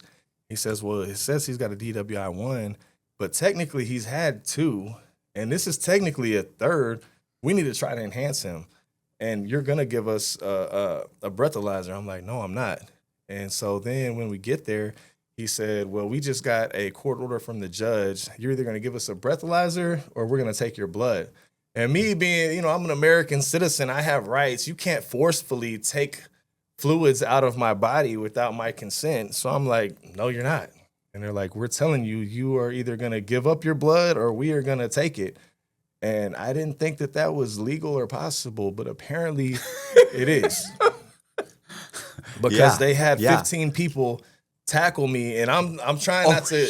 Yeah. They're like, we're going to give you an opportunity. You're either going to do it or we're going to take it. And I'm like, you can't force a needle in me. And like, you can't do that. We can take it to court and we can battle it out. But they're like, no, we got a warrant. So apparently, like, you can midnight email the judge, instant warrant. So they tackle me, like 15 people. And I'm trying not to catch an assault on an officer. So I'm not trying to hit or kick, but I'm just trying to like, get off me. And it had to be a crazy sight because I'm screaming, get off of me. And I'm intoxicated. And everybody in the jail is probably like, what the hell is going on? And that was a terrible experience. I literally felt like I had been violated, like I got raped. Like they held me down, jabbed something in my body, forcefully took, you know, I fought them as long as I could till finally, like you got 15 people with their knees in you and stuff. Finally, you run out of energy. You just got to take it. So they took my blood. And I was probably 3 times over the legal limit. And maybe if I wouldn't have had such an attitude with them, and I'm usually very respectful because I know it doesn't help the situation. Mm-hmm. But I think that caused him to really look into it. So they wanted to enhance it. You know, a 3rd DWI, I was like, I can catch misdemeanors all day. I'm not scared of misdemeanors. But when you start talking felony and going back to prison, that's when I get scared, you know. So I bond out. It's a DWI 2 because they hadn't enhanced it. I'm back out. I'm like, man, this is not good, but it's still only my 2nd one. I'll probably be okay. I'm at my business, and this crazy guy, because we're kind of a little bit in the hood where my business is at, this crazy guy, we get into it. He pulls a knife. The cops get called. When the cops get called, I'm the business owner, you know, doing the right thing. They run my name to get the report, and they're like, oh, put your hands behind your back. You're going to jail. I'm like, what are you talking about? I'm the business. I'm not the crazy guy with the knife. And they're like, yeah, well, you got a warrant for a felony, DWI. I'm like, what? So apparently, once they filed the enhancement, if they accept the enhancement, I had went to jail on the misdemeanor, but once they accepted the enhancement, then they turn it into a felony and you get rearrested. So now I'm like, oh, crap. You know, I talked to my lawyer, and I'm like, there's no way they can do that. I got it ran concurrent. It's supposed to be DWI 1. She was like, no, technically, if they want to go in and enhance it, they can. So now I've done all these great things, right? I got these properties. I'm doing my dream with the music. I got the car dealership. I've got like 8 employees that depend on me. Just bought a brand new house with a pool. Got my daughters. I'm doing all the great things, right? And so now, you know, I'm trying to figure out what's going to happen with this case. My lawyer talks to the DA, and she said, the DA's not offering you nothing. Her only thing that she said is you can take 5 years TDC, or you can go, we can fight it in court. I'm like, 5 years? I can't go back. Like, I'll lose everything. I'll lose everything. My homes, my business, my daughters. Like, I can't do it. And really, I had been a much better guy. I just still drank here and there. And she was like, that's the only thing they're going to offer. Or you can go open plea, and we already see how the last open plea went. But I'm just like, I can't bring myself to knowingly sign my life away for 5 years, knowing that I'm going to lose everything. And knowing that my kid's mom is going to win. Now I'm locked up. Now my kids are getting raised by some douchebag, whatever. I can't bring myself to do it. But with going to open plea, Like I can either sign for a guaranteed 5 or open plea. I could get up to 20 because of my enhancements with my former felonies and everything like that. And if you know anything about DWIs, they got the Mothers Against Drunk Drivers. They do not play. So if I sign for 5, I'm probably going to do that 5. If I get more than that, I'm going to do most of that time. So I'm like, man, even though I didn't think it was a great idea, I said, I'm going to have to go open plea. So for 2 years, I did everything, and everything happens for a reason. God definitely is looking out for me. For the first time in my life, my entire life, I've always thought about not what's right or wrong, but what can I get away with? Like, not that I'm going to stop drinking, but how can I not get caught drinking? How can I pass my drug test? How can I get away with stuff? I was talking to my lawyer, and I'm like, what do I do? And she was like, I don't know, how about for the first time in your life, you actually just do right? Like, you actually quit doing everything. You actually go into therapy. You actually take the classes and do everything that you need to do and just do something different. And for the first time in my life, I'm like, you know what? I'm actually going to do that. So I quit drinking. I did probably the most you could possibly do in that situation. I went to AA. I took inpatient rehab. I paid for counseling. I was growing my business. But imagine this dark cloud hanging over your head. I pushed this thing off for 2 years. Yeah, this would make you sick. Oh, dude, I was sick the whole time. Every time my daughters would come over for the weekend, I would look at them and be like, is this going to be the last weekend that y'all don't see me behind bars? Every time I'm at my business or I'm making a big decision that could grow us, it's like, do I even want to grow it? Because am I even going to have this business in a couple months? And it was just torture. And then I would have coming up to my court date, like, okay, it's next month. For that whole month, I would just be sick. Like, every time I looked at my daughters, like, man, how is y'all's life going to be? And then, okay, we got it reset. So I have another month. I'm alive for another month. And it was just constant anxiety and turmoil.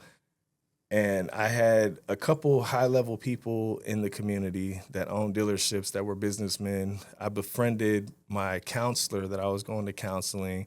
I did great in the outpatient rehab. I had an attorney, Carmen Garcia, a great attorney. She's the one that helped me fight to get my kids back. And she also was my attorney in this.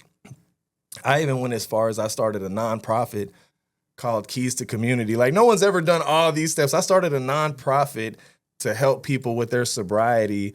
I ended up, I don't even know how with my criminal record they even allowed this, but a lot of people know my story and saw the stuff I was doing in the community, school drives, food drives, all these things, which some of it, I'm not going to lie, was I wanted to look good on paper. Mm-hmm. And a lot of it was I genuinely wanted to do better and do good. But I was even a mentor for like a 4th grader in school. And I had all these things going in my favor. And it's finally time to go to court. So now, like I said, I've been on pins and needles this whole time. Now we've set it off as far. So for 2 years, I've been living like this. Now this is the final date. No more set-offs. We have to go this time. And so you can imagine I could hardly sleep that whole entire week. If you sleep hot at night, you know how disruptive that can be. When you're not resting well, everything else feels harder. Your focus, your mood, even your recovery. GhostBed is here to help you fix that. They've spent decades perfecting how to build a bed that's comfortable, durable, and designed to actually help you rest. Every GhostBed mattress features premier materials, proven cooling technology, and their exclusive ProCore layer, a targeted support system that reinforces the center of the mattress where the body is heaviest. It helps keep your spine aligned and your back supported, so you can wake up ready for anything 2026 throws at you. Each mattress comes with a 101 night sleep trial and a 20 to 25 year warranty, so you can try it risk-free, knowing it's built to last. Shipping is fast and free. Most orders arrive in 2 to 5 days. GhostBed has great prices to begin with, up to 50% off comparable brands. And Inside True Crime listeners can get an extra 10% off site-wide for a limited time. Just go to ghostbed.com/Cox and use promo code Cox at checkout. That's ghostbed.com/Cox, promo code Cox. Upgrade your sleep with GhostBed, the makers of the coolest bed in the world. Some exclusions apply. See site for details. And I had a couple of the people in the community that were going to come speak on my behalf. I had the counselor. I also even asked the lawyer, I'm like, hey, you think I should pay for my own hair follicle test to show that I haven't been drinking or smoking or doing anything? Because a lot of people can beat the system, but they're not really living it. I was really 100% living the way I was supposed to live. And she was like, I don't know if it'll make a huge difference. I'm like, I'm sure it'll make a difference if I can show. So I paid for a hair follicle. It won't hurt. Yeah, it ain't going to hurt for sure. It might help, it might not. So I did all these things, right? And I go into court. And I let all my employees off. My employees are all there to support me, to show the judge, like, hey, he's got people that are dependent on him. I didn't want to bring my kids in. Right. You send this guy to 5 years, there's 6 employees that don't have a job anymore. Exactly. And my dad had finally gotten out of prison at this point in time. So after he had some of his time taken off and Obama came into the office and good behavior and stuff. So he did like 20 years, but he recently just got out. He had paroled to my house. I was helping take care of him. So that's another dependent. And I go in front of the judge, and at first it's looking good. You know, I'm in a suit and tie. By this time, I'm much more well-spoken. I've learned that you don't talk about how, you know, you broke this law, because I learned that you take accountability. And yes, Your Honor, I messed up in every way. And these are all the things that I've done to try to make it right. I take full accountability. I was completely wrong. And so the DA is trying to trip me up. Like, well, what about this? Did you? Yes, ma'am, I did. That was a stupid mistake. And I have my guys speak on my behalf. Everything's going good. I'm thinking like, man, maybe there's a fighting chance that I'll be all right. And, you know, the DA always gets the last say at the court before they make the sentencing. So I'm like, you know, it's kind of hit or miss. She's been on me a little bit, but it might be looking good with all the positive things I've done. I've had these witnesses. So I give our final, or my lawyer gives our final statement, and then the DA gives her. And it's like she was saving the grand finale for last, because she freaking roasted me. She was like, so let me read these off. And she read off every single charge that I had from the time I was a juvenile. And, you know, a lot of it is bullshit, driving with suspended license, you know, charge. But when you read each one, it's stacked up. It's like a 20-minute long. I mean, I've had all kinds of charges. Then he went to prison. He's been on probation. I sound terrible. And I'm sitting there thinking like, dang, that doesn't sound good. Then she says, Your Honor, I want to paint a picture for you. Just imagine this, Your Honor. You got this noble officer doing his noble duties, sitting there trying to keep our community safe. And then you got this guy 3 times over the legal limit, intoxicated out of his mind, driving in what is the equivalent of a deadly weapon, 110 miles an hour. At any second, he could have killed a family, killed himself, killed this officer. And this officer does his noble duty by pulling him over. And what does this guy have the audacity to say? He has the audacity to tell this good man, this officer, that he should be out looking for and murderers and not messing with the business owner who had a couple drinks. Can you believe that, Your Honor? Driving this deadly weapon where he could have killed somebody. He had the audacity. She's like, Your Honor, this guy didn't change. He's manipulating the system. He's already been to prison. He's already had his chance on probation. This is fake, Your Honor. He knows what classes he needs to take and the things he needs to say, the way he needs to dress when he comes in here so he can play you for a fool and manipulate the system once again and get right back out and do the same thing that he's always done. And I think you need to put a stop to it, Your Honor. You need to send him to prison. And my heart just dropped. I'm like, oh, shit. If I was the judge, I would send me to prison. Oh, no. And I'm like, oh, God. And my whole life, I'm looking at all my employees. They're looking all scared. My dad, everybody. And I'm just thinking like, man, is this going to be the last time that they see me before my business and everything crumbles? And finally, you know, it seemed like an eternity, the judge comes out and he said, okay, I've done my deliberation. And I've heard both sides. I've heard the defendant. I've heard the state.